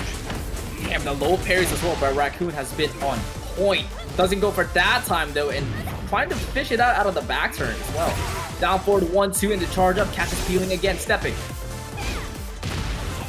Ugh, got him with the counter hit, but didn't go for the guaranteed follow-up. Wasn't ready for that confirmation. Uses the heat smash instead, and as a result, Rack has him in the corner. And backs away, peeling, able to wall bound, but Rack, what in the what just happened? It's Ling Xiaoyu things, bro. Don't worry about it. Chinese supremacy. Inconsiderate Raccoon still catches peeling though, and we're going to a final round. Activate the warrior instincts, shake it all off. Peeling tries to get that counter hit, sidestep forward, but will only get the clean hit. It will go for another low, also known as a firecracker. While standing forward. forward. That's wild. That's a crazy interruption right there. Yeah, out of the shooting star Nova as well, and peeling jabs out of the heat smash. He's gonna get caught by the second hit and will get exploded out of the wall as well. Oh my goodness. I thought that he was going to be able to parry that follow-up, but he wasn't in heat anymore. That must have been the problem. Peeling, able to regain all the health back, and it has the lead. Goes it off with the back turn mid, and Peeling shakes off the trouble and secured the victory here in game 1. Dude, that back and forth has been insane, Fox. Yeah. We like that. We like the back and forth. We like that. Now, I wonder if InconsiderateRaccoon tried to go for the sidestep left in that last situation after the down back 2 hits, because, you know, if you get hit by down back 2 and you sidestep left, you beat basically every back turn immediate option. But it seemed like he maybe was on the wrong side for it. Tried to sidestep left into down, and he had maybe a fuzzy duck that occurred because of it, and that's why he got hit by that mid. Unfortunate. So you know that he's got the matchup ready to go on lock. What do you think is gonna get Raccoon back into the swing of things? I'm not gonna lie to you. I feel like everything that Raccoon did work, because that down forward 1 did a lot of mileage, while standing forward was able to catch a lot of timing by peeling. It wasn't like a moment where Raccoon was whiffing right in front of her or just AOP just dodging everything. It's just that peeling was ready, and it was like he's technically 2 steps ahead out of that match and was ready to make the revenge. And just again, already Peeling is in the driver's seat right now. Has no driver's license, but in the driver's seat, puffing up Raccoon's life lead. Ooh, never mind. Raccoon bringing it back. Again with these low parries, man. With activate, he's able to gain so much health back. Firecracker will do the job again, but Peeling becomes greedy and goes for the whole back turn sweep. That's a big game. No, that was 100% the big game. Oh my god, 20 seconds left on the clock. Raccoon doesn't have great health to recover. Peeling has all the great health. But it doesn't even matter, as the 1-2-1 will be the one to secure the 1 round in game 2. Noticing that the 1-2 second hit caught, and it was able to counter hit. So good. Peeling going for the mid, knowing that Raccoon might do the backdash low block tech. We like that. Sidestep into the heat smash and tries to go for the Hypnotist mix, but with Hypnotist 2 being still on neutral ground, Peeling was able to catch some frame type damage. But Raccoon, yet with another crucial parry, able to get some opening, but it will not secure the job, as Peeling is up 2 rounds to none. Peeling did the down forward 1 after the kip up, knowing that Raccoon likes to jab after the kip ups. He's just so good at acquiring data, whether it's from this set or others. Peeling, though, already uses the backflip to get Raccoon up against the wall. As slow as he could and as evasive as he will. Simple down forwards into the down AOP will send Raccoon all the way down to the magic pixel, but will it eliminate him? No, not yet. Whoa, hold on now. He's still got a roach of a cigarette left. He can bring it back. Look at all of that flame. He's getting back in the middle of this. Your gray life coming, uses the Gator Stomp. Peeling is mixing it up and slaps him on the head for even think that he could come back and stop him from making it into the top 3 of this bracket without any. Some of these organizations will think twice about that mistake that they've made for not picking him up already. Reminder, folks, we still got a very hot free agent here on our hands, and there are more coming up. So please keep your eye on this. Top 3, losers final. See if Shadow20Z can make this maker of Joe Crush and winners side grand finals with him with the loser side, or will Peeling take that spot away from him? A lot of whiffing going on right now. Peeling not even ready for it. And of course, you caught me back turn. You thought that you're an advantage. Get this mistrust. You cannot trust your frame. You cannot trust the numbers. You cannot trust the calculator. See you later. And the thing is, that was back turn 2. If Shadow completed the string, he would have gotten a full combo. Yeah, No, and he just didn't send it. He didn't believe. He didn't believe. But I think you can actually parry the third hit if you're Ling Xiaoyu in that situation. I feel like I've seen Peeling do it before, so maybe that's what he was waiting for. That's, that's very fair point. Very fair point. But Peeling's got a better statement here with another sidestep for counter hit. Unfortunately, the Ender's gonna miss out, and Shadow20Z trying to catch an opening here with the whip punish, but a tad too short. He's just backdashing. He's like, I'm just not wanting to deal with your stupid heat smash that you always like to throw out, Peeling. Why don't you go ahead and deal with your heat getting extinguished all the way over there. Shadow using his backdash so well, and then the down back 2 slamming through to the rib cage of Peeling. But that move is so cool. It's so good. My god, do it one more time and gets the follow-up. And look at the pushback that it has on it as well. It's very good for Shadow20Z to keep that spacing.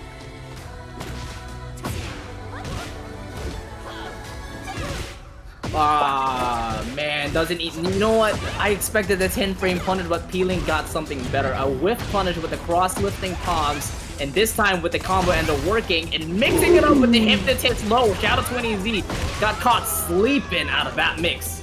That's crazy. It was like perfectly timed meaty with Shadow20Z's tech roll as well. That Oki was dastardly.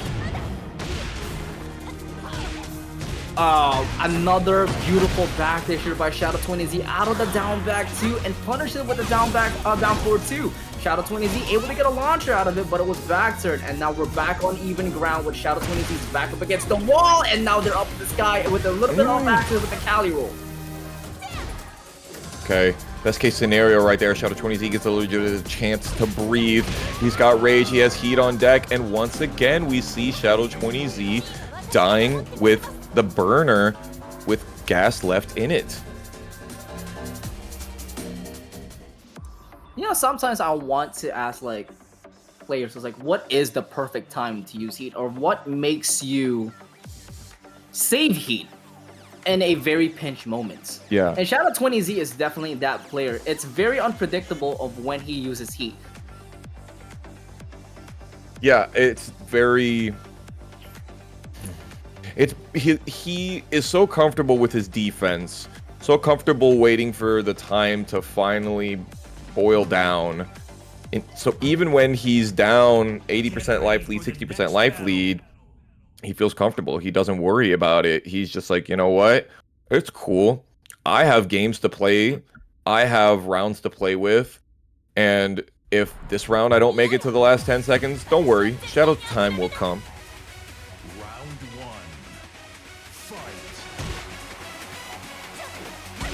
We're just waiting for it to happen. Oh, speaking of which, maybe that really was, huh? Yeah, that back turn parry, Peeling is just ready for it when he thinks that the opponent is going to go for some frame tight stuff. So it's so hard to be able to catch him back. You're like, oh, I got him back turn. It's like, but did I really want to? Leaves you with a question mark in hand. Oh my god, another wall bounce here by Peeling, able to escape Catastrophe and making it to use on his advantage. Now abusing a lot of plus frames here with the heat smash and catching Shadow20Z stepping with the cross lifting palms. Side wall, no problem, still able to optimize it. Wow, the hit and run once again, shades of the haha step from Lei Wulong. Peeling just dancing away from his opponent. Down back to dude has been the MVP right now of the set for Shadow20Z, but Peeling is just steamrolling in this matchup right now.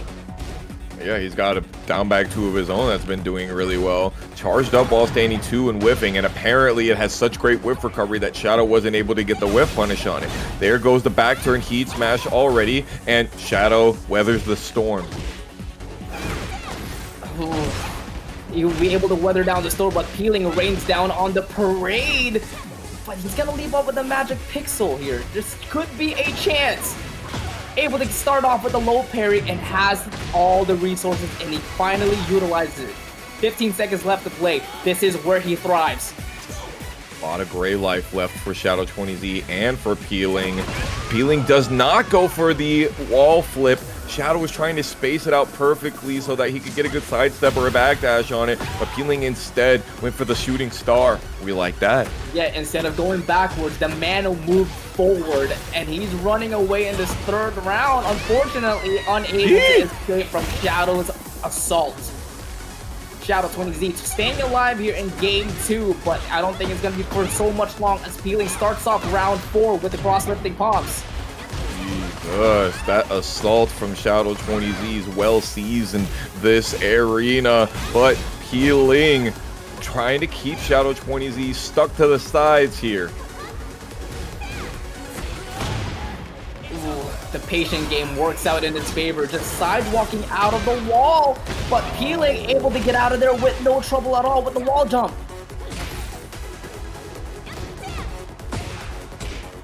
Ooh, waiting, using the jab there, absolutely perfect. Frame tight to the T. We did not think that he was going to see that whiff punish right there. Peeling is able to fight his way out of the corner. Yeah, big whiff, no punish, and that's crucial, but the time is running down. Both of them are pretty even on the health. Any one of them can make the difference as Peeling able to push him away. He now has the lead. 5 seconds left. 3. Shadow 20Z goes for the offense. It immediately backs up away as the down back 1 barely reaches Shadow 20Z, and Shadow escapes it.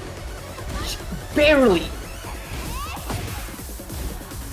He tried to dash up down back 2, and Shadow was like, if you don't think that Zafina is able to backdash away from you, you crazy on that one.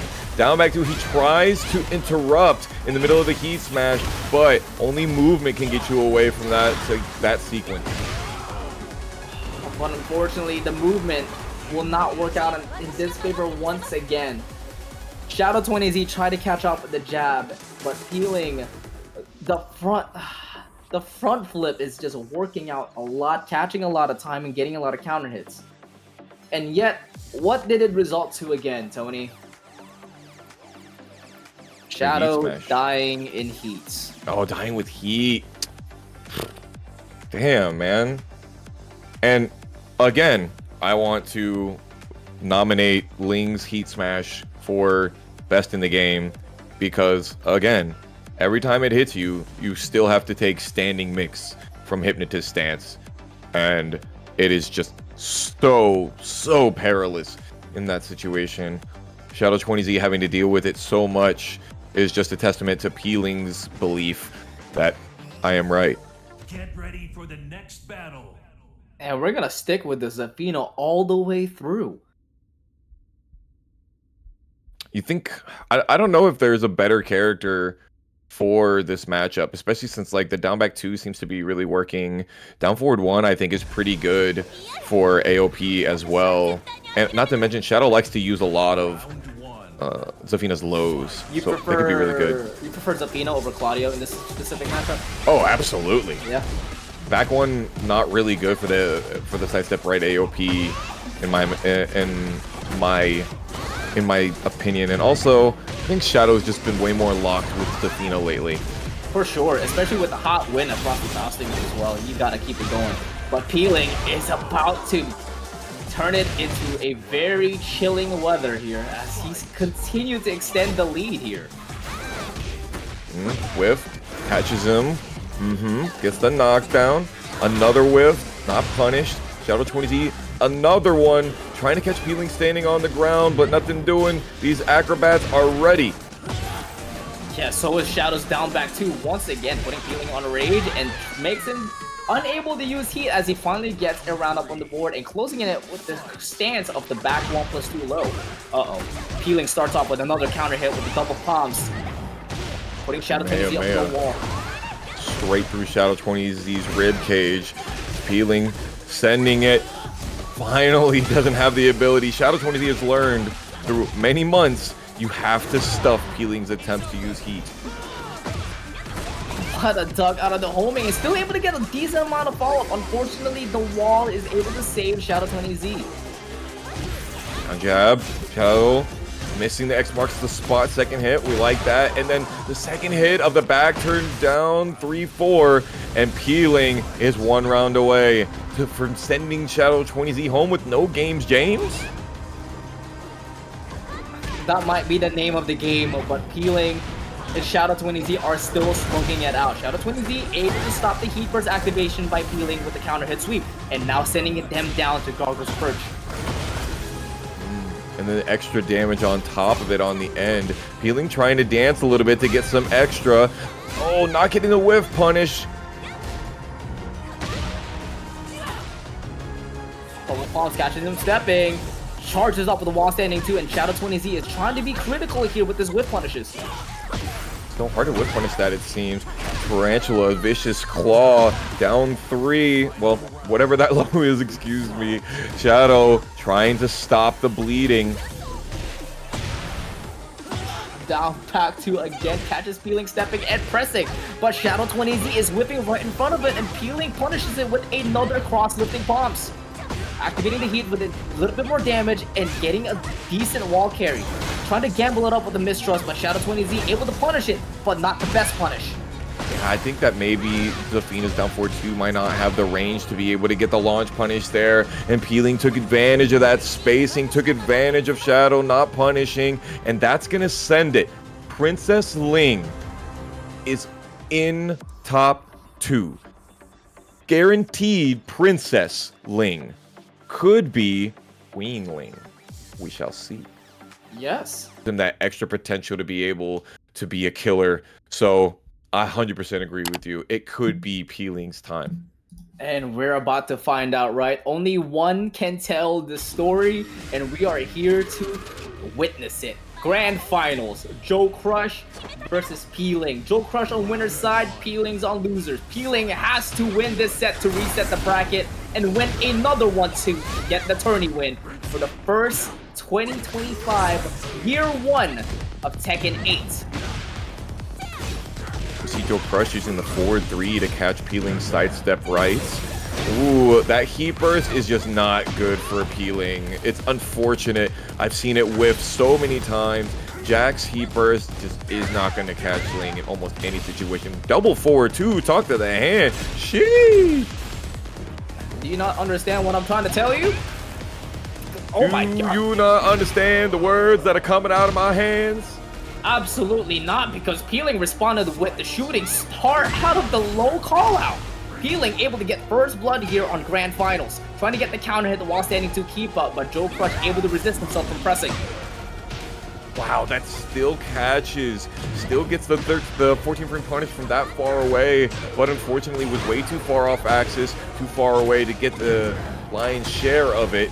Peeling trying to go for some of this extra. He's succeeding. This is a kill.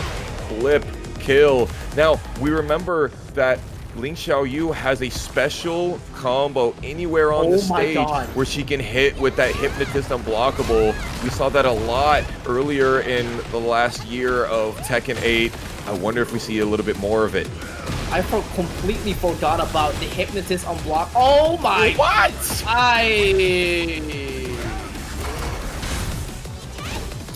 That's gonna hurt if Joe Crush loses this round. That was nasty. A really unfortunate missing of the piston fire, but Joe Crush still has the life lead, and he's one of those guys that he just shakes it off and is ready for the next interaction. He's definitely keeping it composed for now, not overextending a lot of things, for sure playing the patience game. Peeling trying to get the call out with the hop kick, but Joe Crush able to add a little bit of breaks. Down forward 1, forward 2. Able to close it out, do the job, staying alive. It's so difficult to even be able to describe all of the crazy interactions, let alone play against them. Joe Crush is a master of going interaction to interaction. Really wanted that counter hit string, saying, Peeling, you are not allowed to take your turn here. This time, Peeling's got to take the turn by force with the stop with the guaranteed ender as well. There's the Hypnotist Unblockable that you were talking about, and Joe Crush didn't take that lightly, able to side switch and getting that down forward 2 call out. Oh my gosh, he tried to go for the power shovel, but it was way too slow. Peeling either reacting or was buffering it already. He's well known for being one that has those reactions to catch those lows and get those low parries. Peeling needs this round in order to stay on top and have the possibility of the reset. And absolutely, Peeling keeping it true to the blueprint, aiming for the ankles, and getting the first game up the board here on our grand final set. I loved what I saw out of Joe, where, you know, Peeling loves to do that sidestep right AOP.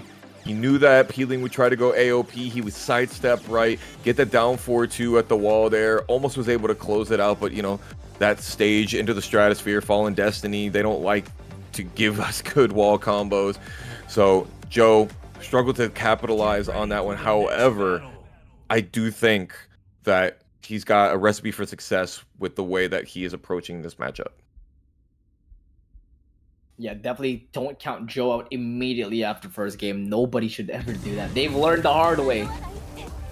And people are still not learning. No, they're not. Peeling has told Joe Crush, you're going to have to teach me again and again and again. You're not going to have me conditioned from 5 tournaments ago. You're going to have to make me duck. You're going to have to make me choose these options every single game. Oh, the Peeling was ducking that time out of the forward 2 by Joe Crush. But he's the first one to extinguish the heat using the heat smash, putting Joe Crush next to the wall here with so much pressure after the forward 4-4. Using forward 3 and not going into the gamma stance, really trying to get some data acquisition here right here, and he is succeeding, but Peeling is getting those small pokes, and it's chopping down the tree, the trunks of thousands of hours of gigantic amounts of mogging that Joe Crush has done over these years in these Tekken streets. The #1 North American ranked Tekken player is showing out here, especially with that perfect in the last round.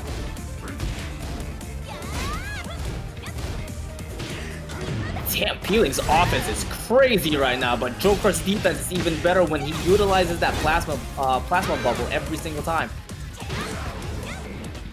Whoop, far away, can get the guarantee, does get through that one, and tornado him. Peeling doesn't get a clean wall splat, has the opportunity to come back, drop them toes. 30 seconds to play. He's doing a lot of jump mixes into the back turn mix, and Joe Crush is not flinching at all. The defense is working so well, but it could only work for so long as Peeling able to get the connection with the jump sweep. Now, will the KingReyJr kill? I think Absolutely. so. Bro, I just would like to say, if I was Joe, I'm tilted as hell at the end of that.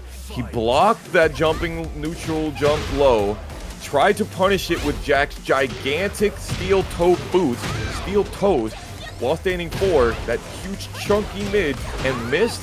Tragic. Oh my god, I think he's in his head.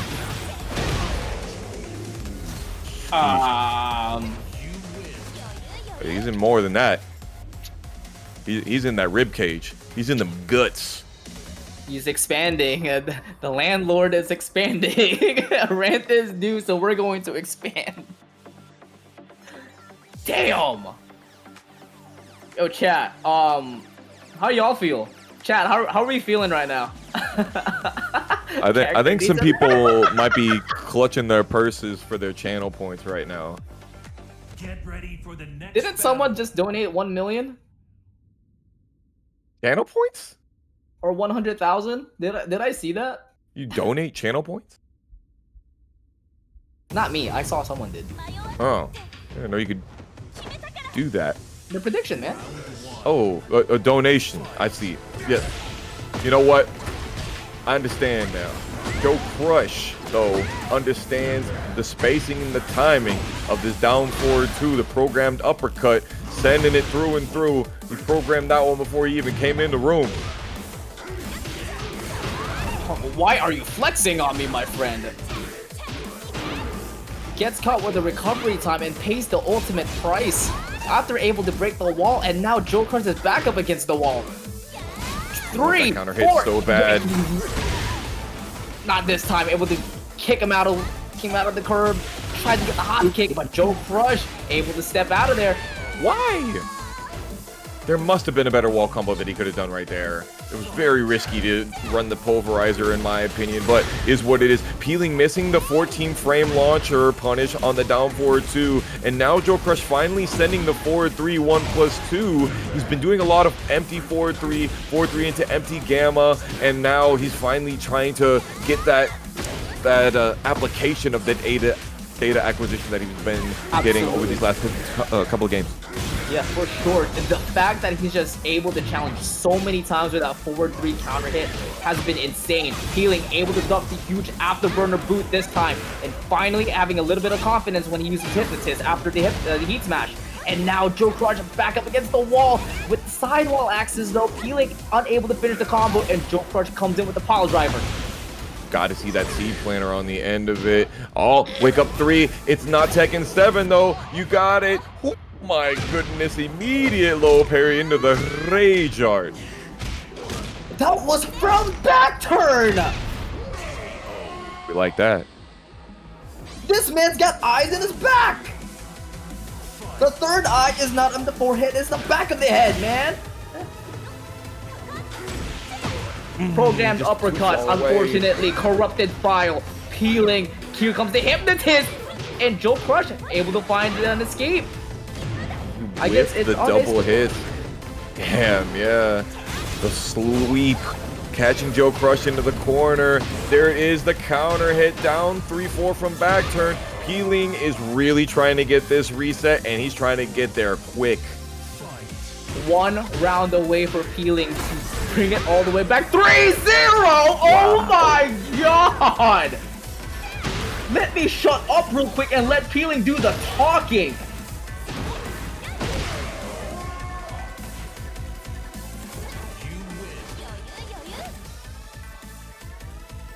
The booth is speechless. Peeling. The mountain is peakless. He's raising himself to the highest of heights here. He could be the new emperor of Tampa Never Sleeps. Your soul is mine. Your title is mine. He's looking Joe Crush in the eye right now, trying to take that belt from him. We got ourselves a reset. Peeling. This man just went 3-0 Shadow 20Z, then 3-0's Joe Crush to reset the bracket. It's happening. It's happening. I feel like we cannot have a TNS bracket without a reset. That's so true. Right? Like, it's just impossible. I know the TOs are always like, oh, it's gonna reset, you know what I mean? They're always like it's like a Dragon Ball bracket. You expect that it's just gonna reset. You just expect it's gonna happen. Tekken God Peeling and Landon giving us, excuse me, not Landon. Hashtag not Landon, giving us the goodness. Now, the plot might thicken here because Jack-8 of America, Joe Crush, he is hardened by steel. He is hardened by these tough moments, this pressure. He turns coal into diamonds. Get ready for the next battle. With this amount of pressure, you know damn well we're about to see some shiny jewelry coming up. Going back to the secluded training ground, can Peeling showcase the same domination in this reset? 0-0 back up to neutral ground. Literally, interaction number 1, Joe says, I'm doing the Atlas Hammer. Peeling wasn't ready for it, wasn't ready to get anything off of it. Honestly, I don't think Peeling can really have gotten a fantastic punish. Regardless, though, Joe Crush is being so patient in the face of Peeling while simultaneously making these big call-ups that he's so well known for. Oh, you notice that he's able to sidestep out of there to add more damage and break the wall? Damn, that was intense. Joe Crush, combo exhibitionist, master. Able to take the lead this time with the low. Peeling falls down here, barely. Counter hit with stop. Coming in, sidestep 4, but no counter hit, but still Peeling is aiming for those ankles. while standing 4 into the forward 2, catching him, keeping him true, tried, and so frame tight.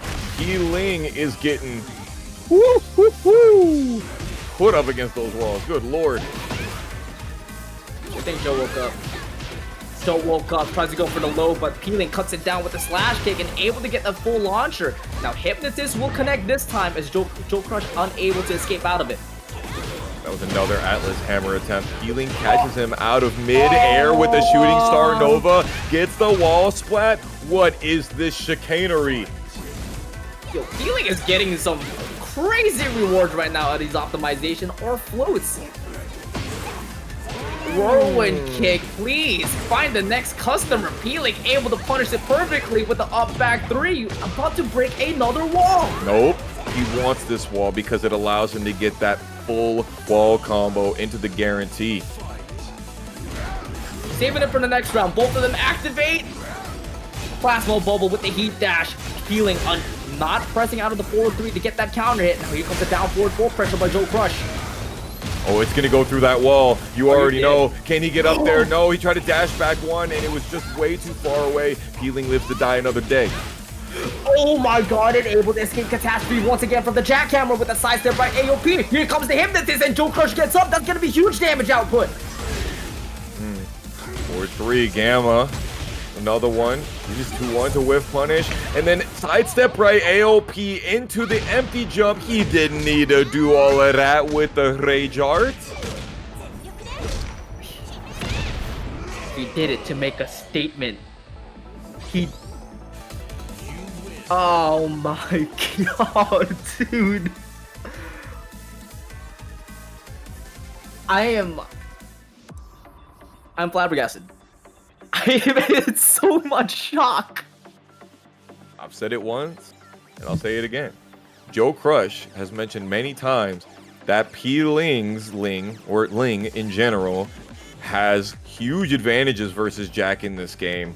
Not just in that unblockable Oki, but with her ability to be able to sidestep right and evade most of those options that are only sidestep left evadable by 90% of the cast. So it's really tough. Joe was looking like he had so much momentum in that last game and then just got blown away by Peeling. Round 1. Fight. Oh no. Wind it up to send you up in the sky. Peeling tries to reach, but he gets caught by Joe Crush real quick. And now he's back up against the balcony break of the most corners of corners where he does not want to be. Very interesting. Peeling essentially punishing the dirty bubble, which is -13 with an 8-frame punish. Doesn't really get anything off it. Doesn't get out of the corner or anything. Tragic. Oh, that's also tragic as Peeling able to get an opening with the cross bombs. And tries to go for the Hypnotist, but Joe Crush that time able to find an escape. Sidestep right AOP catches that mid homing attack. What mids, says Peeling. These are my mids. Heat smash, able to just punch it right through. The ticket is there. He tries to Magom, but Peeling with these cross bombs are doing so much mileage. Huge combo. We like that. 3-hit natural combo on counter hit launcher. Gigantic. And doesn't go through the wall. Can he get him there? Nice back two. I don't know if we kill with this one. No, he doesn't even gonna finish the combo. He's gonna reset the scaling with the down two to the boot. Now notice the down forward 4 usage. That mid stolen from Gigas, it will catch sidestep right AOP and counter hit if Peeling goes for sidestep button, which he does a lot of. So Joe's trying to pepper that in quite a bit, but Peeling says you're not going to be able to get that everywhere. No, and Peeling tried to get a huge gamble as well out of the waning moon, and Joe Crush able to expect out of that, scouting it and ducking and punishing with the wall standing one. Peeling tries to go for another sidestep left AOP, but Joe Crush able to catch and crush it. Oh, I think you're dead. Jeez, the double fister into the sister. Peeling finally losing a game off of this streak. Joe Crush finally back into the scoreboard. Whew. Denying the 4-game into extension to potential 5 or 6. Joe Crush has officially put himself in the board. Now, with Joe Crush winning, it seems like chat is woken up. It's very polarizing between them, between Jack and Ling. We got that Mog emotes in the chat. We're in it out here. Yep, chat is looking like they're not too happy about the way that Ling Xiaoyu can evade. But let's be honest right here. Jack is a character that can control the pace in almost any situation. So for Ling to have to give up her turn to use her evasive options, she's giving up a lot, you guys. She needs it.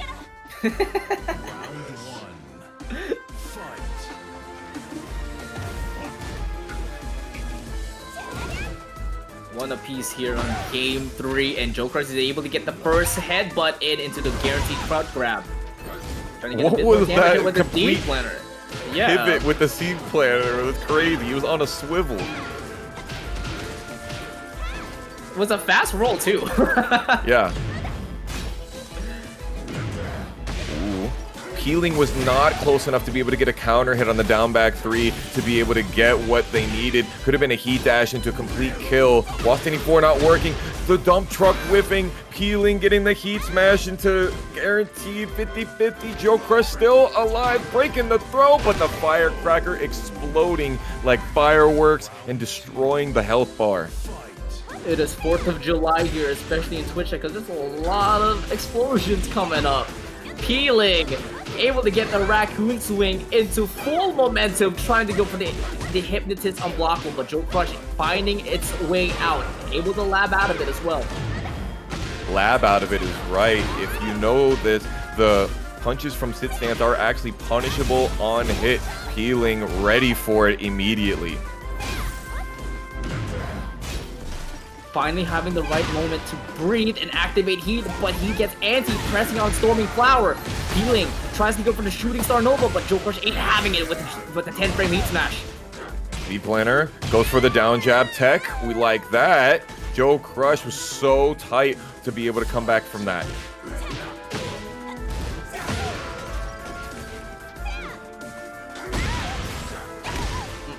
No sidestep right AOP here. Jackhammer able to put the nail in the coffin, and now the seed planner, the Gigaton Earthquake, and gets the mix-up in for Peeling, as unable to block all the mids as Joe Crush is starting to mix things up.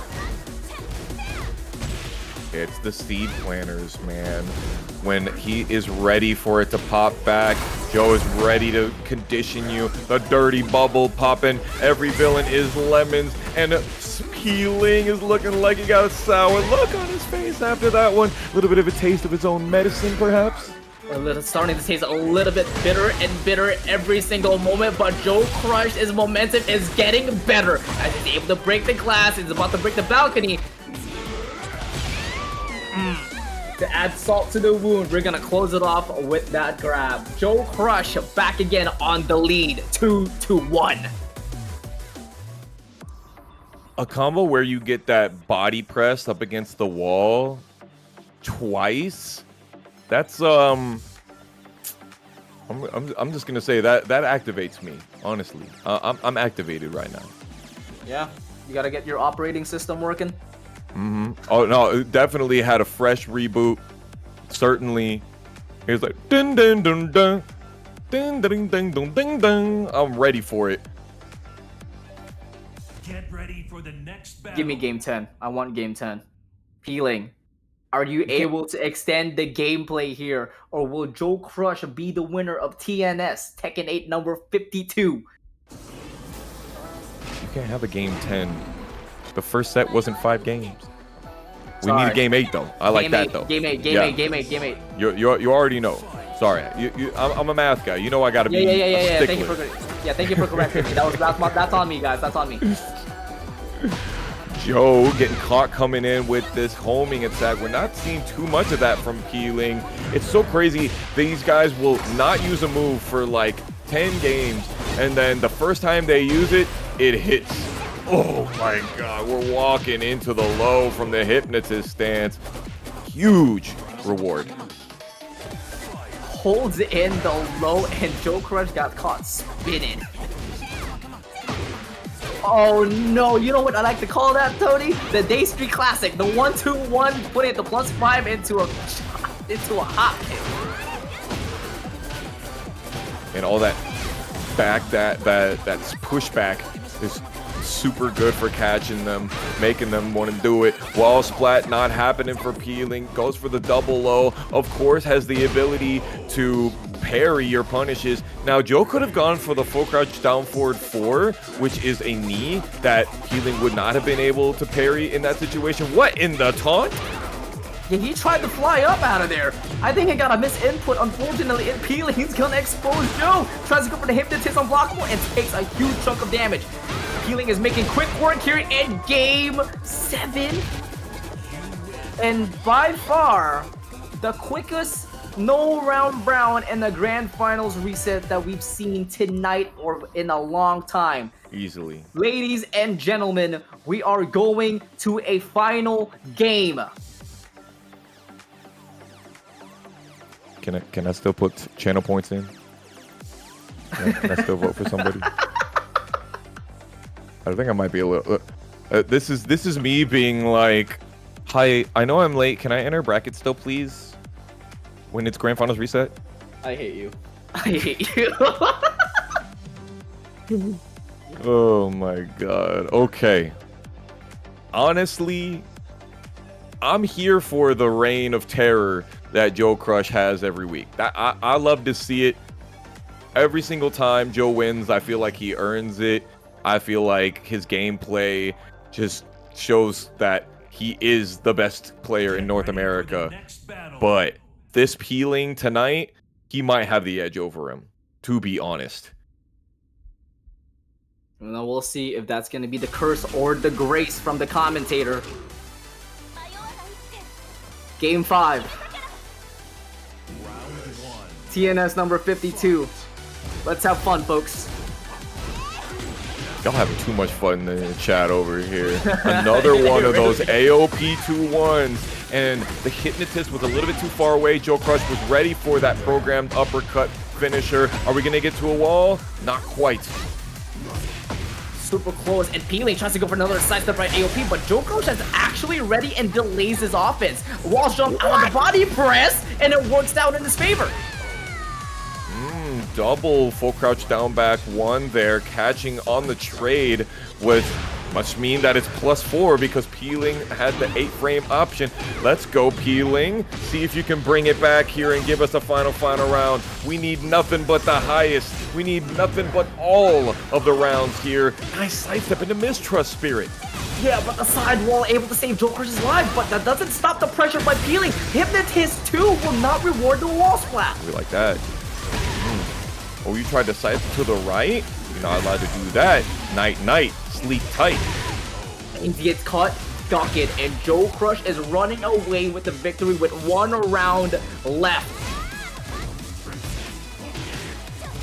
Notice he's doing a lot of the pulverizer, a lot of the down forward 4. What a jump back into down forward 2. Get him over the wall, make him stick there like glue. He's turning the heat on. It's time for a rough summer in the middle of winter, and the seed planters once again. The seed is planting because spring brings in the wall jump again. Does not gonna connect from the bubble, and Peeling finally activating heat, but unfortunately unable to bring out the offense. Joe Crush, a lot of hiccups, a lot of roadblocks, a lot of stop signs, but it doesn't even matter because Joe Crush, the Paragon Prime Minister from the very own Fox Sound, says it himself, is your TNS Tekken 8 number 52 champion.